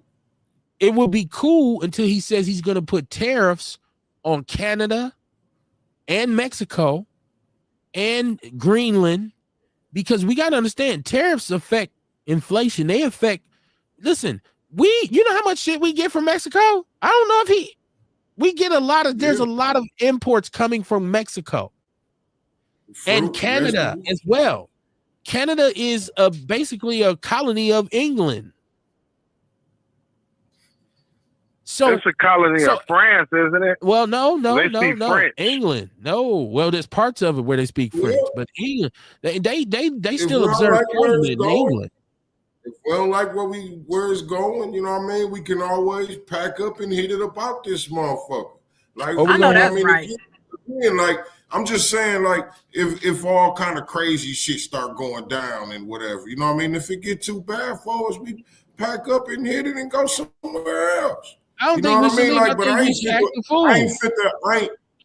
ain't fit to worry about it. You know what I mean? Right now, all the way up until, you know what I'm saying? Like, the shit may never even happen. It might not. You know what? But even if it does, I don't believe we should run. I believe we should act a fool. No, I think I'm then just saying. that comes into we just ain't where we going. When he We got nowhere to go. Right. I hear you. I'm just saying when he get to worst, the worst come to worst, and ain't shit a motherfucker can do. Goddamn it, all we can do is hit it. But we're gonna have to do something because I hate for it to come to that. That's something I would hate for it to come to. You know what I mean? I'm just saying, like, listen at. I get what people are worried about because listen at his rhetoric right now. Like, listen at what he sounds delusional, Kamar. He sounds like he's on the edge of being senile. Like, if you just the way he's talking. It ain't even about what he's saying. It's about how he's saying it. I mean, because ain't he like 80 or something? Ain't they all old? He's about to be 80. He's like, yeah, the Gulf of America. That sounds so beautiful. Oh, that's such a nice name. I'm like, motherfucker, you know the mic on, right? Like, I just think it's crazy, Kamar.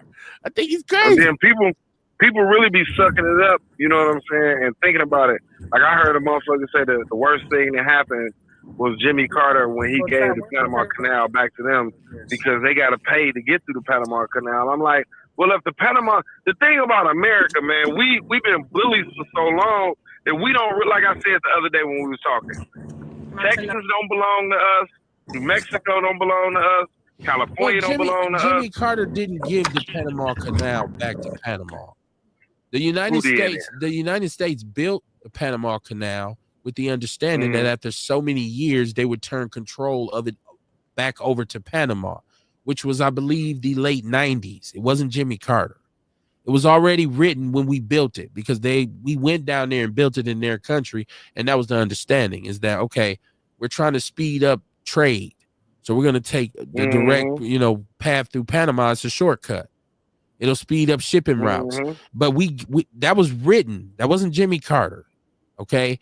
Now, here's the thing. He's saying the reason being because terrorism, that's how immigrants and whatnot are getting into our country. Like they're seeping in because Panama is not exercising enough oversight.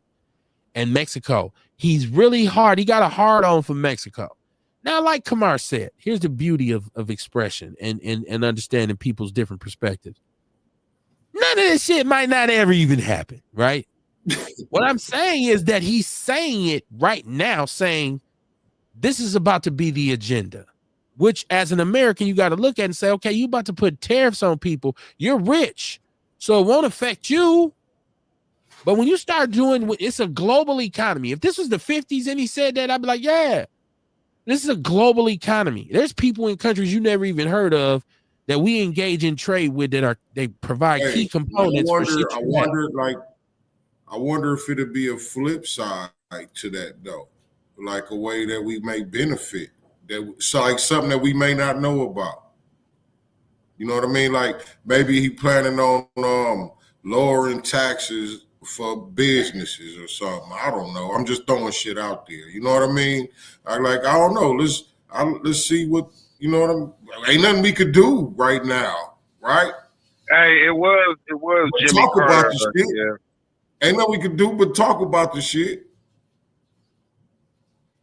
Hold on, you're saying Jimmy Carter gave the Panama Canal back to Panama? It says one of President Jimmy Carter's greatest accomplishments was negotiating Toro Carter treaties, which were ratified by the U.S. Senate in 1978.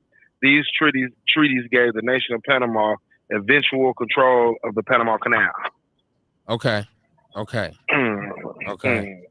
So. Yeah, Trump was talking about that. I saw him talking about that on the news or some shit. I think he was talking about taking the motherfucker back or some shit. Hold on, because you did yours. Let me get my information.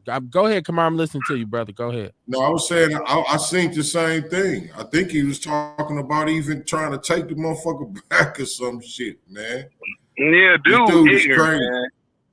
I just one thing. I just hope I'll be alive to see the United States crumble. I can't lie to you.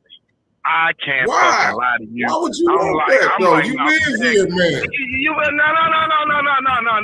No. Fuck that. I live here. I believe in collateral damage. What you mean fuck that? Because the United States is a bully ass country. See, let me say it like this. I know, and I'm not gonna say so you don't want know. everything you got to go to shit because it's a bully ass country. And listen, I want to see the United States crumble. Like Malcolm X said, the chickens need to come home to roost. The United States has been involved in a lot of underhanded shit. You know what I'm saying? Yeah, you was right. You was right. Hold on, you was right. You was right. Jimmy Carter. Yeah, you was right.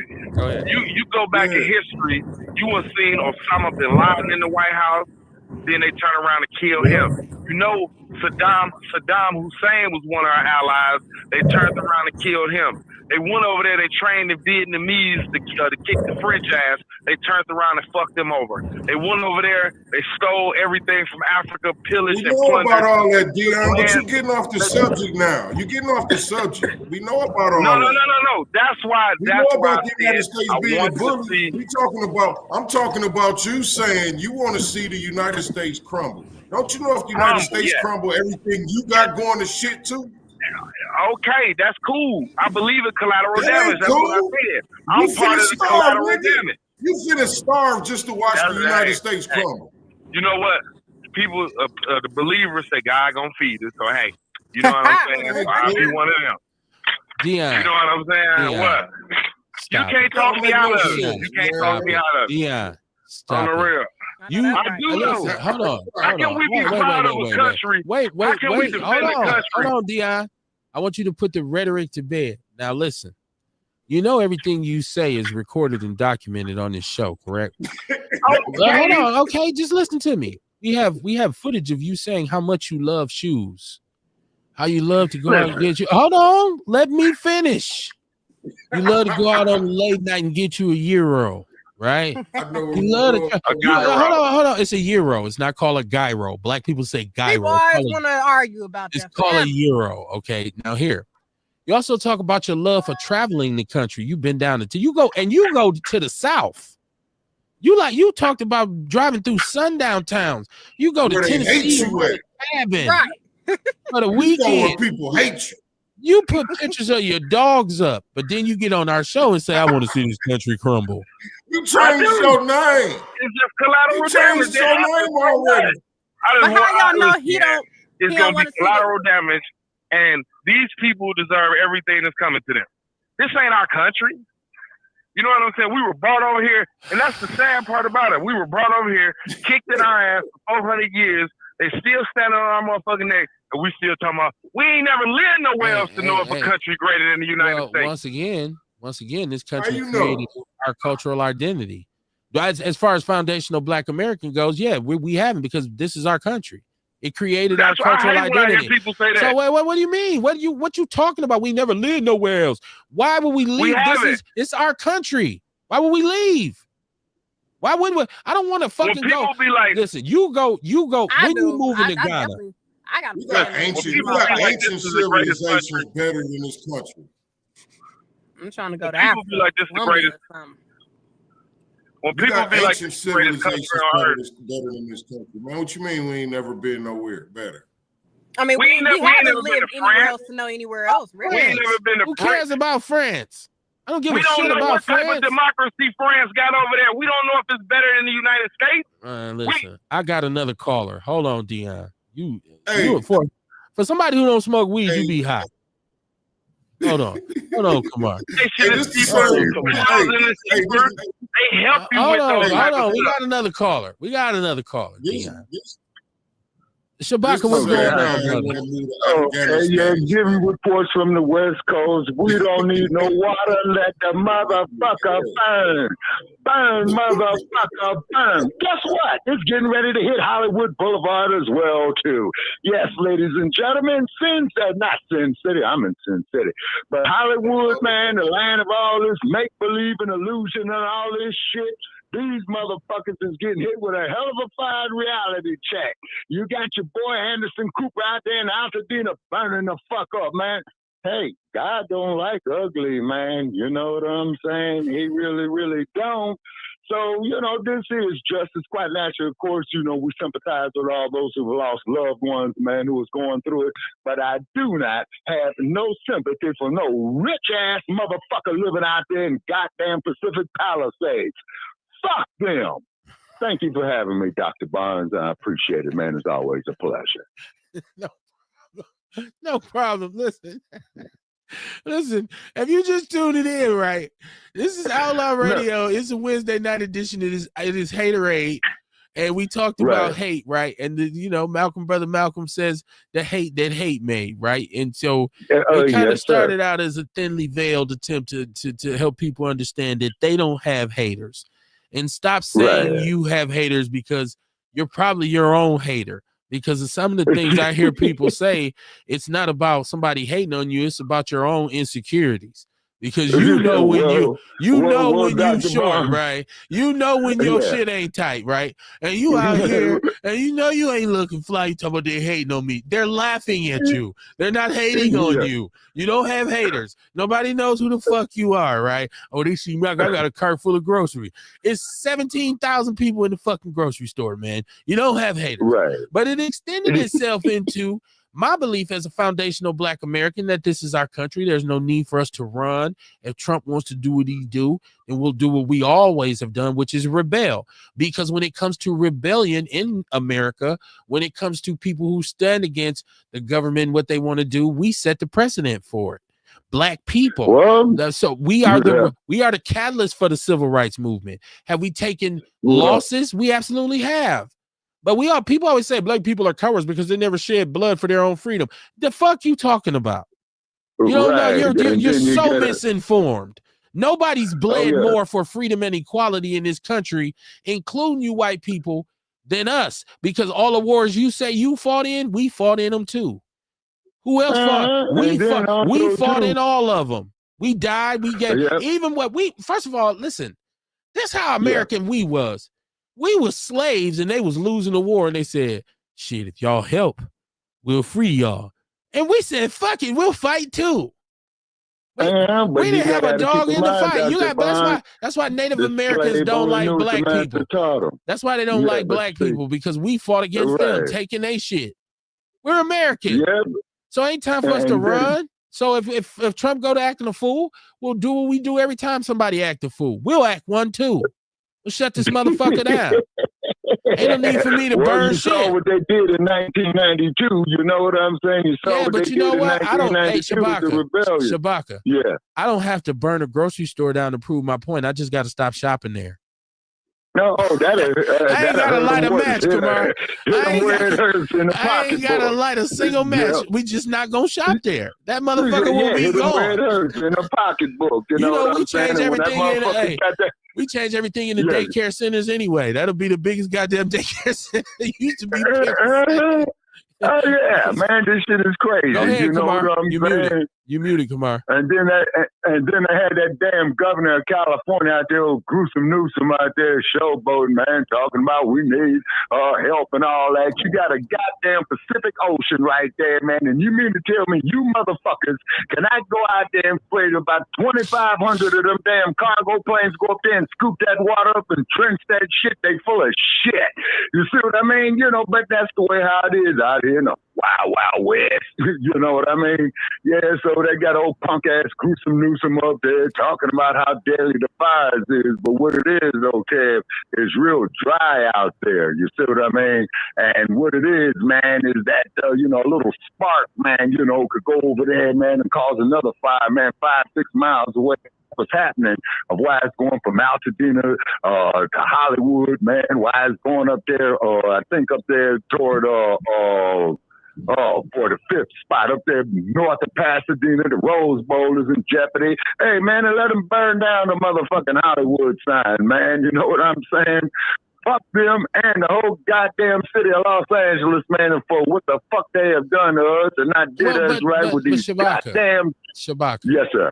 We just said words mean something. So when you say fuck the whole city of Los Angeles, you're talking about a large number of Black people who are poor, who can't afford to move. And if you saying fuck it, let the whole city burn, there's Black babies who are there by circumstance, by happenstance, because that's where they were born at. So are we so mad at America that we willing to sacrifice Black babies just to say, oh, fuck white people? Because a lot of people of color.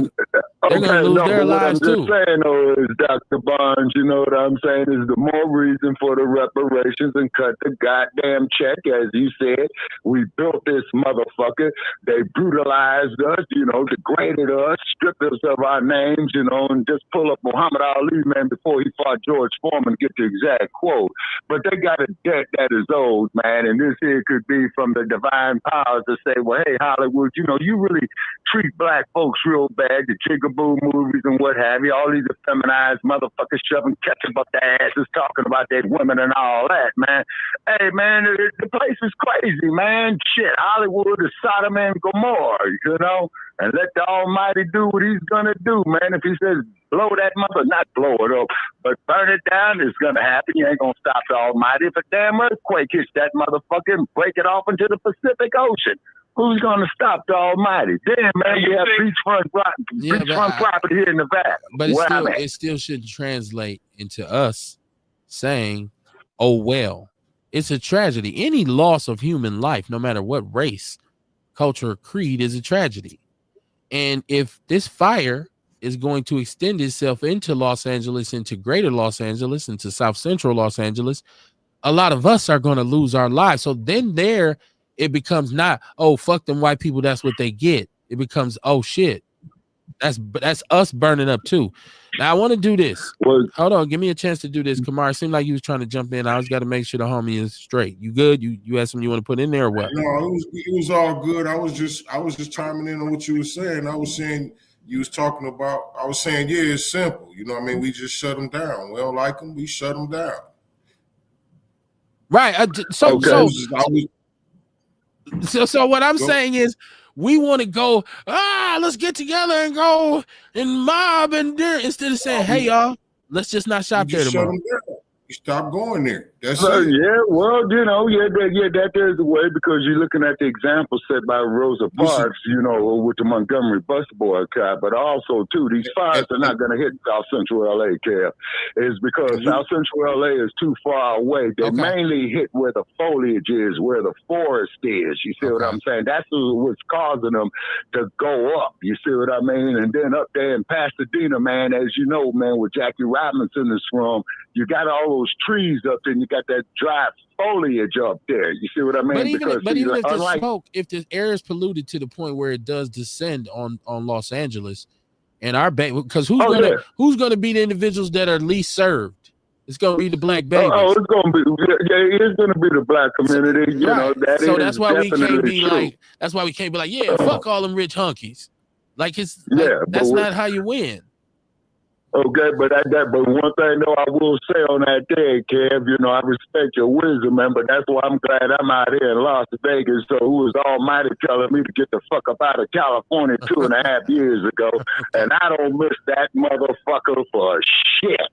You know what I'm saying? Is because if it wasn't for us, the damn movie making industry wouldn't even be in existence, man. All the black talent that they stole, man, you know, from Elder Shore, man, you know what I'm saying? Black writers, things of that nature right there. It goes on and on and on and on and on. Even to that, in the 70s, when what they call blaxploitation movies actually saved Hollywood. I remember them well. Go and you know, and I'll tell people do their research. Hollywood was dead on the vine. Blaxploitation films saved Hollywood. Yes, and you know who went against blaxploitation films or quote unquote blaxploitation films? Black people did. Black people did. They are the ones who got the shit shut down. That was ours. Now, also, I love to hear people talk about black Wall Street. And you know, they bombed us. And I visited Black Wall Street. But you know, the reality is Black Wall Street was actually rebuilt. And integration killed Black Wall Street. Well, actually, Dr. Barnes, if you look at integration, man, integration has did us more harm than good, because it benefited every other group, particularly white women, with this affirmative action shit. And that raggedy ass broad, Gloria Steinem, Gloria Steinem, I'm talking about you with your woman's lib movement, did more to destroy the black family unit than a little bit. You see what I'm saying? And then there were a lot of sisters who were not with that bullshit. And the main benefit of affirmative action that you had stated earlier, man, you know, on your show tonight, man, was in fact white women. You see what I'm saying? And then look what happened to Bill Cosby's son, who was killed right over there off of Sunset Boulevard in the 405 freeway at 2 o'clock in the morning. Guess what he was going to go visit? A white woman. You see what I'm saying? White woman. Let me get to my chat room. Yeah. Let me get to my chat room. All right, Dr. Barnes, and I'm going to get back in the chat room in a minute, man, but I just had to get that out there, man, and greetings to y'all. Greetings, Kamar. Greetings, Juice Lady, and what have you. And bye-bye Hollywood sign. The city of LA, they got enough money to go up there and rebuild the motherfucker. You know what I'm saying? And by the way, the mayor of Los Angeles, Karen Bass, okay, she's been on here on the tube and all that. She has no power whatsoever in the city of Los Angeles. She is mainly a figurehead. The ones that deploy the services and that needs to be done to maintain the city of Los Angeles are the commissions of the various city departments. Cop department, fire department, department of water and power, you know, transportation and all that. She's just a figurehead. So don't let that broad snowball you thinking that she's being a hero. She ain't shit. Gavin Newsom ain't shit. He belongs in jail. Yeah, I said it, and I lived over there in the city of Los Angeles, ladies and gentlemen, for well over 50 years. And that's how I know what I'm talking about. All right, Kev, I'm going to give you a call, man, privately after you do the show, man, within the next couple of days to see if we can revitalize Shabaka's Black experience in hand. And also, too, let me state that I am a diasporic African because if we were American citizens, the goddamn police department wouldn't be killing us like they did. If we were American citizens, they wouldn't have been experimenting on us, man, like what they did with that Tuskegee experiment. If we were American citizens, like Muhammad Ali said, hey, man, we ain't brothers. Brothers don't take their brothers and hang them up in trees and cut off their private parts and put them off in their mouth, and then they sit there and these white folks take pictures of it with that and all that. Thank you. Yes, sir. A real American tradition. Thank you. All right, Dr. Barnes, man, I talk to y'all. Give everybody my regards. All right, take care. All right.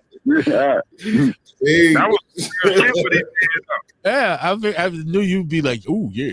Listen, Ace Cooley said, speaking of Canada, y'all heard about the 25 black teens that went missing in Ontario. I can't say I'm not up on that one. Damn, my phone just cut off. Let me put my charger back in. I don't know why. It's plugged into the... So if you try to call in, you say, you can't wear them to the phone. My shit just went out. I don't know. I thought I had to. Do I have the right cord in it? I might not. There's always a chance. But listen, let me catch the chat room. Kamar. A said these people are collectively evil. She said, where are we going? Back to Africa. I didn't, you know. We want to go. We got the earth. We got the whole earth to travel. Like, we could go where we want to go. It ain't got to be Africa. I always said, you know what I mean? We ought to be well traveled. We ought to start traveling, you know what I mean? And try to find different places. Let's find somewhere that's conducive to our lifestyle. You know what I mean? And that may be where you want to go if something like that will happen. Okay. I ain't telling motherfucker to move. I ain't telling nobody to just... I ain't telling nobody to move. I ain't telling nobody to do nothing. But I'm just saying, if worse come to worse and ain't nothing you could do, you know what I mean? The best thing you could do is move. If you can't handle it, what they say, come on, if you can't stand the heat, get out the kitchen. Get out the kitchen. I'm not leaving. Well, we ain't gonna worry about this shit. I ain't gonna worry. And the shit, the food might not burn. It might not even get hot. I ain't gonna worry until then. I can't run. Yeah, I'll deal with that shit then. Gotta get to it.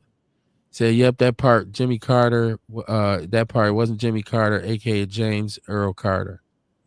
I thought it wasn't. It said, I thought when they built the Panama Canal, the agreement was that they would eventually turn the power of it back over. I had to do more research, but it did say, when I looked it up, it said Jimmy Carter signed a treaty that was crucial to that. So I had to give Dion his credit for that. He said he gave it to Panama, not the Chinese. That's what Jesse's saying. Mama Jenkins said, I'm cracking up. Y'all know that man is silly and he going to be on house arrest running the country. The canal is not for sale. It's going to take military action. Jesse said, Euros. I lost Dion because my phone gave out, y'all. It's charging now. Bringing it back on. I think I had the wrong cord in it. He said, this is our country. There's our disagreement. I believe this is our country. I believe that when people say, well, we got to go, no matter where we go, we're so American that it's going to be hard for us to fit in, Kamar. But I do like what you said. We won't be searching. here. I do like what you said about searching. And if that's your desire, don't just move. Go and find a place where you can make it. You need to know where the hell you going. Right. Don't just leave blindly at the last minute. He said Umar just got citizenship. Right. You know what I mean? It's gonna be people everywhere who you feel like don't like you. But you know what I mean? You won't be going through the shit that's happening here that you feel like you can't deal with no more. So where Umar is now, he just got citizenship in Ghana, right? Bro, what about the school? That's all I would ever ask. It's the only thing I would ever say to Umar. What about the school, man? People gave you money. Listen, people gave you bread. What about? I don't care about you living in Ghana. I don't care about your opinions on nothing else. And this shit is going, Kamar. This has been about almost 10 years. Where the fuck is the school? Or give these people their money back. Because are you traveling off the money that they gave you? How do you get to Ghana? Motherfucker, that's an expensive trip. Come on, Umar. Well, you know, he still get paid gigs. You know, he's still getting paid gigs and shit. He does. So he getting money still. But like you said, what's happening with that school? What's up with the school, man? Like, come on, man. Like when he wanted to debate DL Hughley and all this shit, and DL said, I tell you what. My kids want to go to that school, player. Right. Well, it's the Marcus Garvey Academy. Where's that? And look, he wants to debate. He was going to move. He was going to move. He was gonna move and come and go to that school. He wanted to debate DL Hughley, and DL Hughley said, I tell you what, I'll debate you at the gym of the school. Ain't been no debate, Kamar. Ain't been no debate. Mama Jenkins said this show is wild as fuck tonight. Go Outlaws. Stephanie said, why no helicopters flying around pouring out water over them fires? Yeah, of course. They have forest fire. They have people who this their job. Yeah, they got all kinds of technology, but this shit is still raging. Look, man, I ain't never cheering for people to lose their lives. Listen, we can say for all the injustices done to us, black people should take up arms right now, some Nat Turner shit, and just go kill white people. I would say no. Why we won't kill kids? Why? Because now listen, there's some white people who ain't racist. They just prejudiced. Just like I ain't racist. I'm just prejudiced. So when a white dude do rape a white woman, like it does happen sometimes, should they come and get all of us, Kamar, and hang all of us because one nigga did it? How are we thinking? This is what I'm saying, man. Conflict resolution. Like, what are we talking about? If you say, they savage, they kill us. Everybody kill everybody in America. Last time I checked. Don't think Asians don't kill Asians. Don't think Mexicans don't kill Mexicans. Don't think white people don't kill other white people. Stop it with the bullshit. It's wrong when they do it to you, but you saying it's cool for us to do it to them. Oh, they came and hung us. That was wrong, but it's cool if we go back now and hang them. That would make it right. No, it wouldn't. I thought they said two wrongs don't make a right. Come on, I don't know. I'm just meandering. A said at this point, Kev, they look at us as punk ass culture. We need to make an example out of somebody. Yeah, well, how do they look at us like punk ass culture when they copy everything we do? Have you ever really listened to a commercial on television? Come on, check this out. I noticed this from watching television. You ever listen to a commercial? You listen to white people talking, they slip in some of our slang. Oh, that's lit. Mm-hmm. Oh yeah, they hating, or they use hater. They use all our lexicon is part of American lexicon right now. Because we didn't have a language. We were speaking English that came from England. So the true language of America is how we talk. That's where it's everywhere. You think hip hop conquered the world on accident? It was how we talked. It was what we was listening to, how we was dancing. Even if they say they don't like it, they emulate it every day. Mm-hmm. They emulate it every day. Stop playing with me. You shouldn't feel less than. You shouldn't even buy into that narrative. It's so false. And if you understand the truth of how great you are, it'll keep you from hating on somebody else. Come on, if I understand my strengths, I'm not insecure. I'm not insecure. I'm not, right. You know. Right. I'm not, well, oh, look at Kamar. Yo, you think he's somebody. What? Mm-hmm. Hey, you got a lane. I can't be mad at you for running your lane. That's what I was talking. And that's what I was talking about when I said that's their problem. They got something to work on. Right, there. What you just said. Well, I got stuff to work on too, and I'm trying to be working on it. That's why I can't be distracted about what they doing. Exactly. Right. Right. Now, if I'm thinking about that shit, I can't be doing what I'm supposed to be doing. I ain't never had a job where I succeeded, where I was worried about what somebody else was doing all the time. All the things, and I'm just saying job, but I mean anything I set my mind to, I had to be focused on. Let me stay focused on what I'm doing over here. Hey, unless you was a supervisor. Right. Well, then you got, but even then you got to be worried about managing. So you got to be worried about what you're doing. Like, how am I running this shit? Because it has to work. So I can't be overly concerned. Like, I'm always in somebody else's department talking about, man, I wish my shit ran like this. I need to be in my department making it run. And then we'll compete in the office meetings. Yeah, motherfucker, we producing more product than you. Bullshit. Now, I might go back and step my game up, but I ain't going to be standing in your part that next morning saying, I'm trying to see what Kamar doing. I'm going to be looking at my shit. Like, how can I get better? It's a focus. I guess it's a mindset, and it's hard to get people onto that. So that's why it's not happening. I think that's what, I think that's the whole moral of the story here is it's why it's people who are out of focus. A said, it ain't about us, Kev. I'm saying, fuck us. I'm thinking about the shit our children have to go through if we don't fix this shit. I'm thinking about the improvements our children can make if we teach them.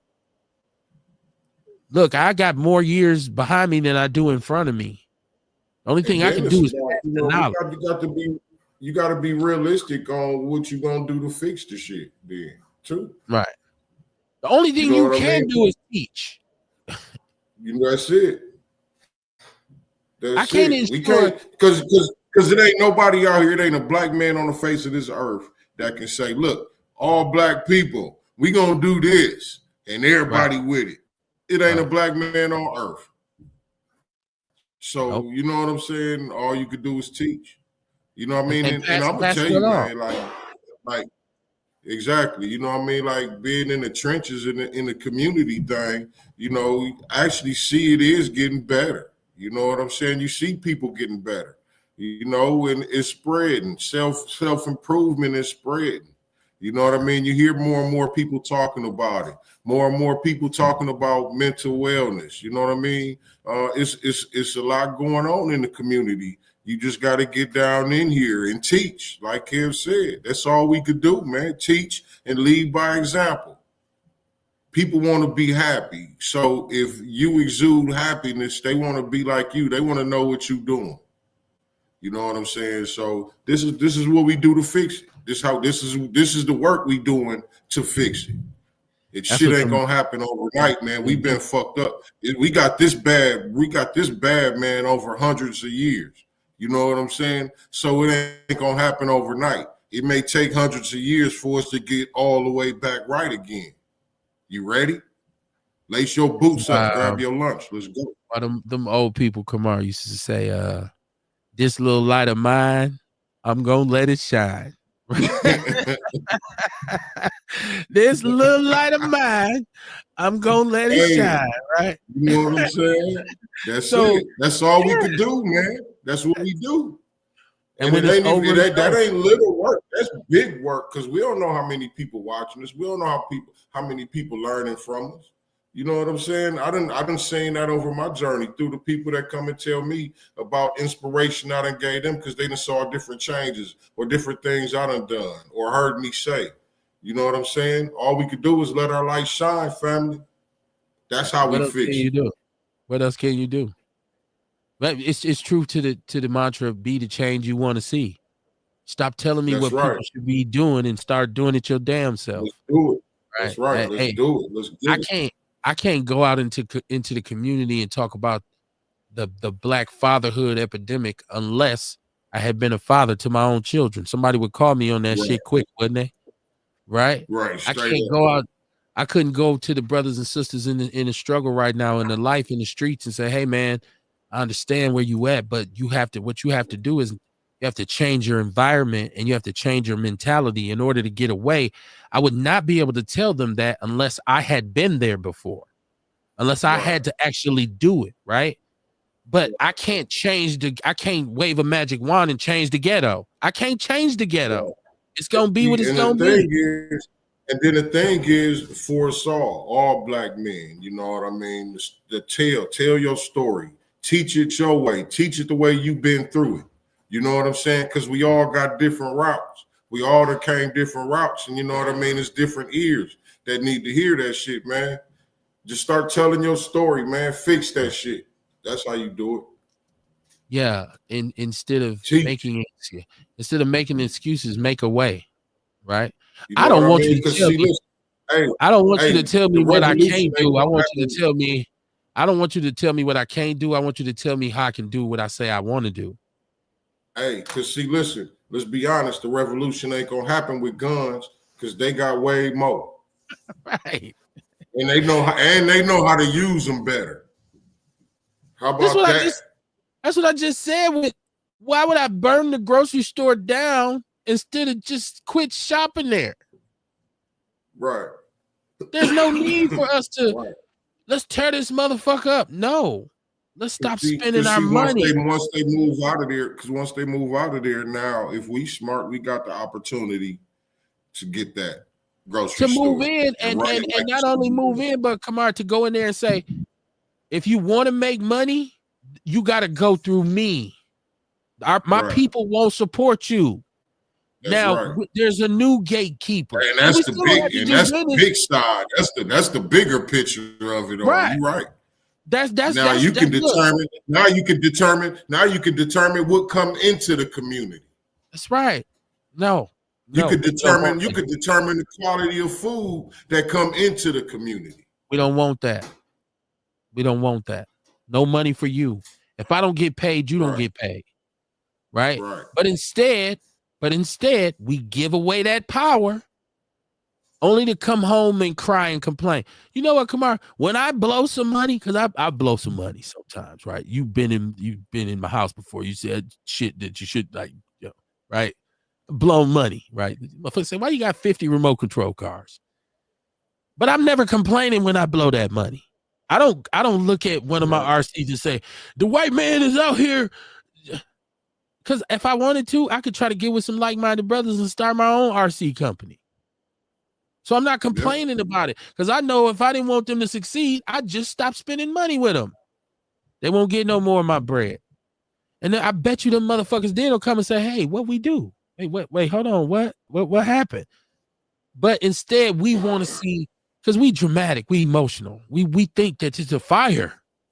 We're gonna burn this motherfucker. I'm not against when something happens and there's been riots. I've been one who said, hey man, shit happens. But what I'm saying is realize if revolution is your real intention, there's a different way to go about it. There's more than one way to skin a cat, is what I'm saying.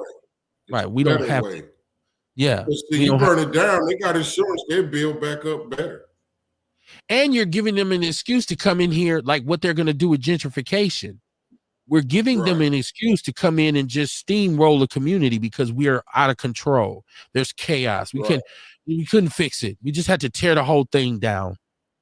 Right. And so but until we get to the point where we say, wait a minute, hold on.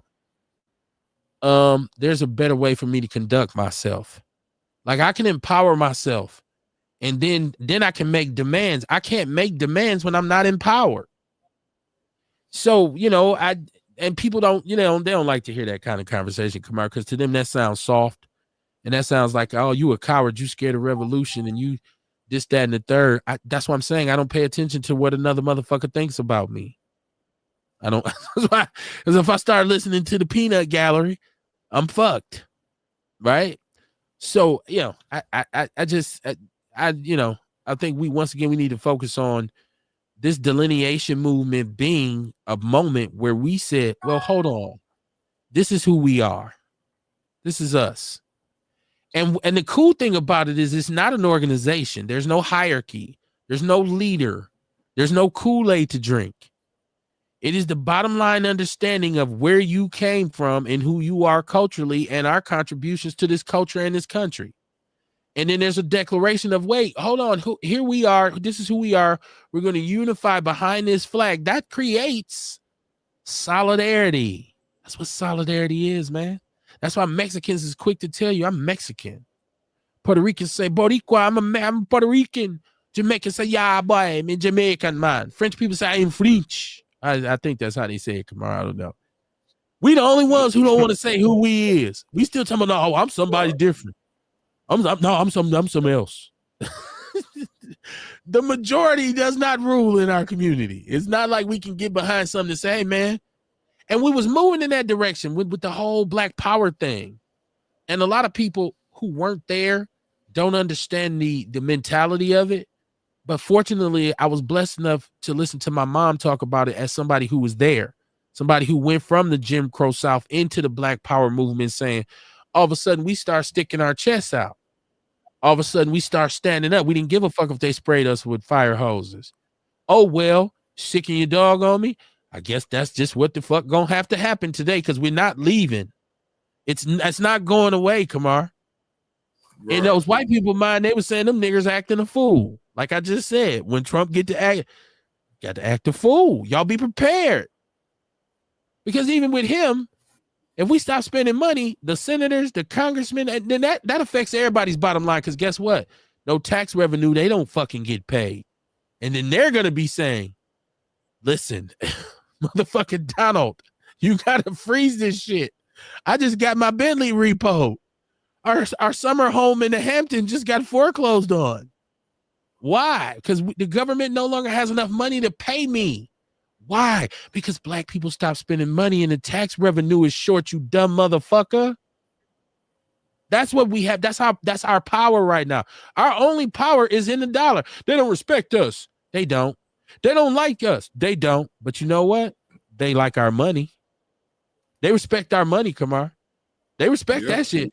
Very much. Hey, look, at that little Trump town I was in, yeah, they treat you with respect. They treat you because they want your money. You know what I mean? Money. They love that. Right? Yeah. We got get some money, Black man. Get some money. Get some money, Black man. Come on down here. We worry about all that other shit when it happened. But right now, get some money, Black man. Right. If we stop spending, this country's in trouble. Brands are in trouble. Major automobile manufacturers are in trouble. Think about the aftermarket economy for automobiles: paint, rims, radio systems, tint, TVs in your car. That shit's going away because we ain't spending our money no more. And then with the money we save, we can then go to the suppliers of them electronics, the Chinese or whoever it might be, and say, okay, do business with me now. You was doing it with the Indians because you want to make your money over there. That's what I'm saying, man. It's about this paper, man. It's about this paper. And I'm not rich at all, but I do understand bottom line economics is it takes product and it takes demand. And if you can't do that, then you go out of business. He says McDonald's said fuck us, Walmart and a bunch of others. Well, what they're doing is they're rolling back their DEI initiatives, which actually we shouldn't have expected to stay in place long term in the first place. And we should also understand that this has been hijacked because DEI, if you've ever sat through any kind of DEI shit, it ain't about us. It's about inclusion and tolerance. That homosexuality thing is a big part of where DEI comes from. Shout out to gay people and their need for rights, but don't try to tow it to us. Don't tow it to the struggle of foundational Black Americans and try to jump on the back of the ice cream truck and get your ass booted off. So that DEI shit ain't for us anyways, because one thing about DEI is you keep talking shit to me about diversity, equity, and inclusion, but you ain't changed your hiring practices. Don't tell me about how you cultural appropriate and cultural understanding when 85 to 90% of your administrative positions and executive positions in any given organizations are occupied by somebody other than a black person. You're not changing your hiring practices. Therefore, I don't want to hear the bullshit ass speech. That's how I feel. DEI was never for us in the first place. Just like integration wasn't for us in the first place. Just like civil rights wasn't for us. And I'm saying us as a direct benefit for us. It wasn't for us. It was for a bunch of other people who got theirs, and we still ended up with the short end of the stick. So I'm not crying because McDonald's doesn't do DEI anymore. I'm not. I'm not because Walmart don't do listen. Walmart in Milwaukee, they left Midtown an economic black hole. Up here on Silver Spring, they produced a food desert.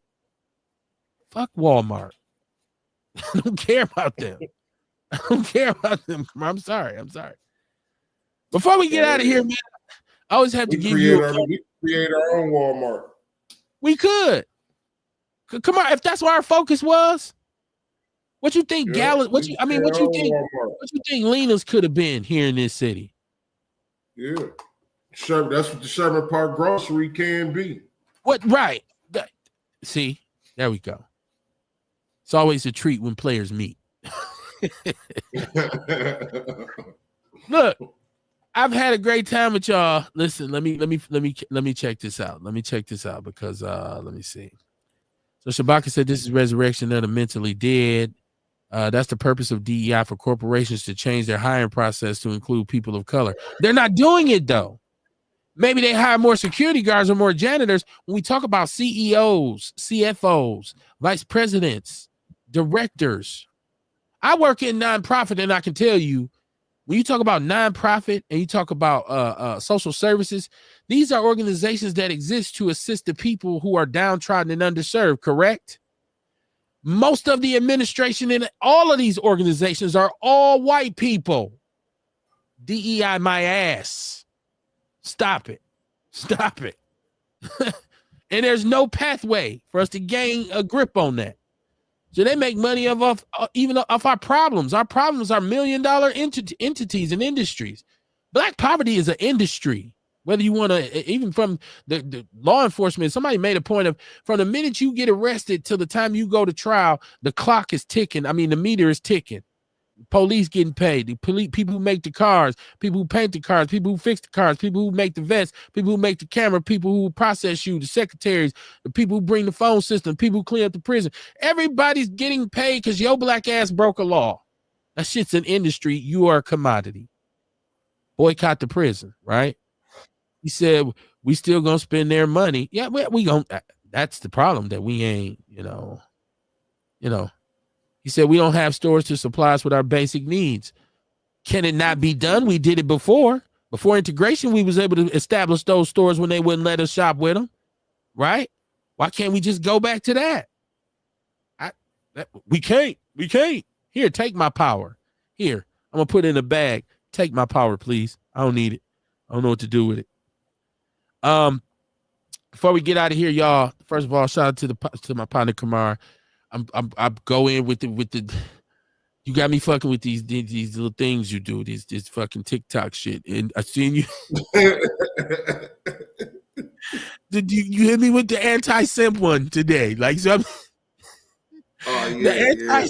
no simping in 2025, right? Now No the crazy part is when we did the show and I talked about simping, everybody was against me. Everybody was like, yeah, what you talking about?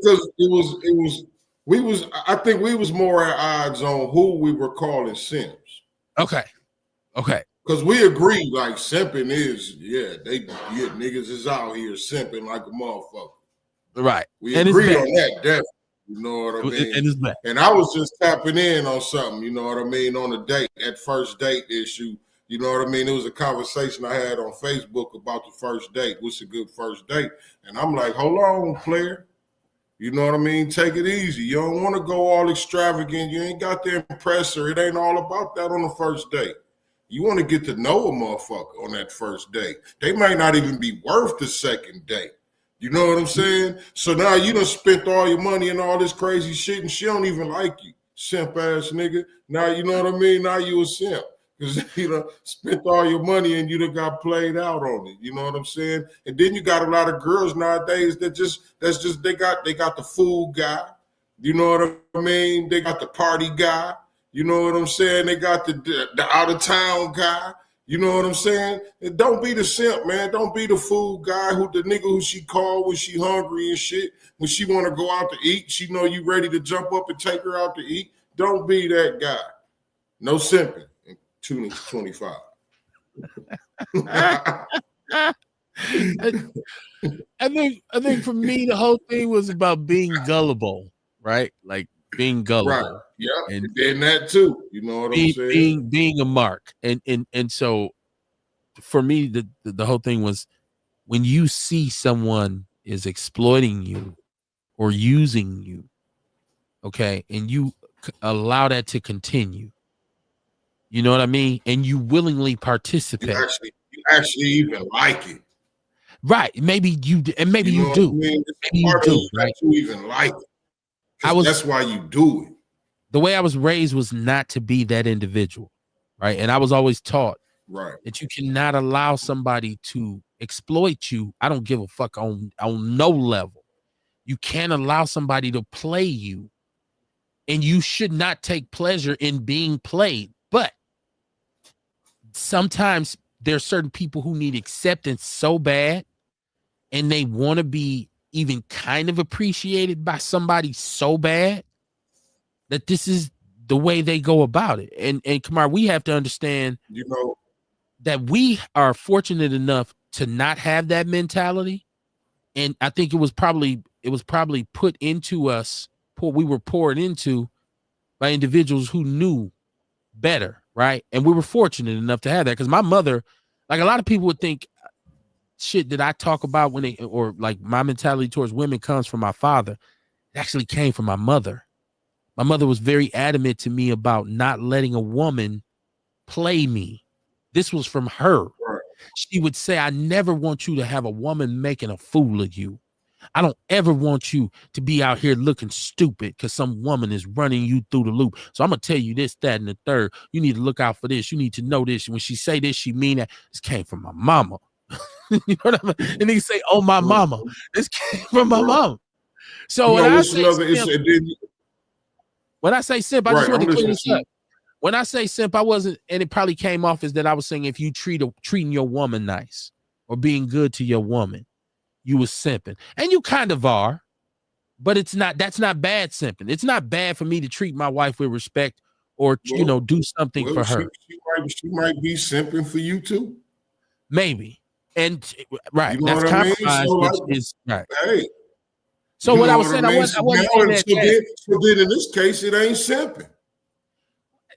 I was just saying it ain't bad if you're doing that for somebody who got your best interest at heart.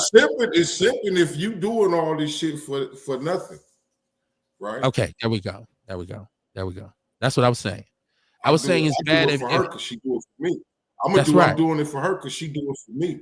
You know what I'm saying? We ain't simping. This is our thing. Care of each other. No, we might, but you know what, Kamar? We might be simping for each other, but we don't simp for nobody else. That's the understanding that we have. That's right. Yeah. If I ain't got nobody else, I got you, right? And vice versa. That's right. I'm with that. Let's just let it be reciprocal. Let's just let it be reciprocal, right? Exactly. That's what I'm saying. Exactly. And so I dig this though, but hey, now on a deeper note with that, like I grew up an only child, right? You know what I'm saying? So like growing up an only child, like it's a thing where it's like being a people pleaser that you have to get yourself up out of. And I ain't saying all only childs are like this, but I noticed it was something in me when I was growing up. Like, okay, I'm the only child. I want my friends to really like me and shit. So, you know what I mean? You tend to start doing stuff so people like you. And you know what I mean? And this is kind of the direction like we was talking about with simping even. Like your only difference is you doing it for women to like you. You know what I'm saying? Now, it's another perspective where it's like you could be like this with friends and shit. Only now you a people pleaser because you doing this, you trying to please them so they like you. And it ain't getting returned. Now you being a people pleaser. You know what I mean? So like even in both of those situations, you got to learn how to check yourself somewhere so you don't overextend yourself. Could I say that the male version of us, I guess what we would call a male who's like that is a mark. He's a mark. He's a send off. He's like you said, a people pleaser. He's a mob. Yeah. I can dig that. But you know what I mean? But like it's a term what most people know about is people pleasing. Yeah. And that's why I use that term. You know what I'm saying? Ironically, you're a mark. Yeah, exactly. In the hood, nigga, you a mob. In the suburbs, you a people pleaser. Yeah. Ooh, shit. Hey man, what you got coming up this weekend, man? What the fuck? What you got coming up this weekend? We're gonna be at the House of Vitality, man, getting it in, pleasing the people. We people pleasers at the House of Vitality. You know what I'm saying? Y'all be simping for sales. You catch me there, you know what I mean? I'm a people pleaser like a motherfucker.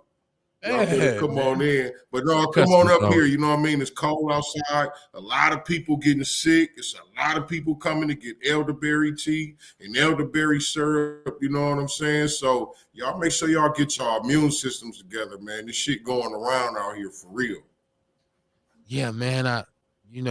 Once again, my wife is any cough, any sniffle, you're gonna be having all kinds of citrus tea, and it's like mama make sure the house is we can't be sick. My son came home from school, he brought the snuffleupaguses with him. Everybody, my daughter got sick, we all, and then I was Iron Man. Next thing I know, my nose was running. But just understanding, like you said, what boosts your immune system, and I also one of the key things is for y'all to understand. Come on, you tell me if I'm right. One of the ways that you can make sure your health is protected by staying out of so many different people fucking face, being all up in all these different places with all these people, and you going to all these bars and clubs and having all your guys around you who got kids. Kids are steamships for germs. Somebody got a lot of kids. They go to school and bring home everything, pass that shit right off you. You hitting the blunt, he done licked the blunt and roll the blunt. You smoking tuberculosis. Why you talking about this? You some loud. Yeah, nigga, loud pneumonia. Right? So you have to can't have a bunch of people all up in your shit, man. So yeah, but yeah, shoot down there, man. Support my brother. I need yourself. Yeah, I mean, it's okay to socialize with people, but vet your company, man. Don't be so eager to be all up in the air around. I'm be all up in there. I see people now. And I know the COVID thing is, we look at it now and say that was kind of a hoax, but it was a real thing because I actually had it. So I know it was a real thing. But you see people together, all up on each other. We go do hookah and all this shit. And that's why they saying now they got the coronavirus and the re-rolling. All this new, it's always be some new shit as long as you stay all up in people's face and shit. So just, be easy, man. Y'all be easy. Don't be no people pleaser. Don't be no simp. I had uploaded a video of Serena Williams talking about people accusing her of bleaching her skin, and there's always a hot button topic about black people marrying white people, interracial relationships, and I've talked about bed wenches and buck dancers and people who, for me, I think the way for a black man to find his real equal is with a black woman. I believe that. I do. I understand that some people, for whatever reason, may not ever really be able to find that person, but it has more to do with how you actually are than anything else. Because a lot of times when you are confused about what you actually want or what could be beneficial to you, you make the wrong decisions. People are not really open to saying, hey, what really makes a relationship work is compromise and understanding. And Kamar and I just referenced, I'd be willing, I'd do whatever for you. I wouldn't give a fuck if somebody said it was simping. And you feel the same way. It becomes reciprocal. Right. And if that person is white, that person is white. If that person is black, that person is black. As long as it's real love, to me, it is what it is. When you start to get to a point where you have a pre-established preference, well, I'm going to date a white woman because she'll make my life better. Or all black men are bad, so I'm going to get me a white man. Then I start to side-eye you when I see you with that white person. Or I know that you're operating off insecurities about how you look, and you may not be as secure in your love for us as some of us are. Like, I'm not ashamed of being black. I love being black. Even though I've been fucked over by black people, I still love black people. Okay? So when it comes to me, in terms of finding a mate that I can actually relate to, it was required for it to be a black woman. My wife will tell me all the time, you talk shit, but you was in school, you had some white women. And none of them was my girlfriend. That's a whole other show, Kamar. What I'm saying is when it came to choosing a life mate, somebody that I was going to have a family with, it was no chance of that happening. I knew that. But I'm not here to judge anybody who wasn't fortunate enough to meet somebody who they can connect with. I'm saying to be loved is a divine thing. For somebody to actually love you is a divine thing.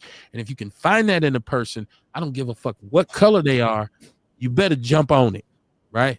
But for all you people who have insecurities or feel like that we're not worth, the price of tea in China, and that you need to get somebody who looks different or is different from us because you're running from who you actually are, then I say I'd have a problem with you and your white girl. When I see you have children by a white woman, and do you allow those children to be raised strictly by their white side? You don't take the time to impart upon them the power of the blackness that they have within, then I'm side-eyeing you, and I'm calling you a buck dancer. I'm saying you're whitewashed. Still love you because I'm not your enemy, but the reality of it is the reality of it, Kamar, right? In a non-hater, way. Walk like a duck, talk like a duck. Hey, man, that's a motherfucking duck right there. Right. That's it. So, man, y'all be good, man. Y'all keep your head on a swivel. Pay attention to things. We don't try to tell anybody what to think on this show. We just ask you to think. That's my only thing. Like tonight, I thought I was wrong about the Panama Canal, but I'm willing to think. So I went and done the research, found out I missed on that. That's fine. That's called learning. And if you at the point where you think you know everything and you can't learn anymore, then there's something wrong. My father used to always tell me that. He used to say, man, if you in a room where everybody agree with you and you know everything, you in the wrong goddamn room. You need to find a new one. So try to do your best, man. If nothing else, at least be able to be the type of person to say, I'm at least trying. You might not be the superstar, but you'll be one of the contributing factors, man. But most importantly, man, stop talking about shit all the time and do something. And it don't have to be this grand gesture. You don't have to lead the March on Washington. You can just be somebody who talks to a young brother who on the edge of losing it at one point, if given the opportunity, in saving him or imparting him or her with some knowledge to improve their life. That's just as heroic, man. Because the bottom line is, if your criticism of the community outweighs your contribution to the community, you, sir, are a coon. I see y'all Monday, man. Share the show. Peace and love.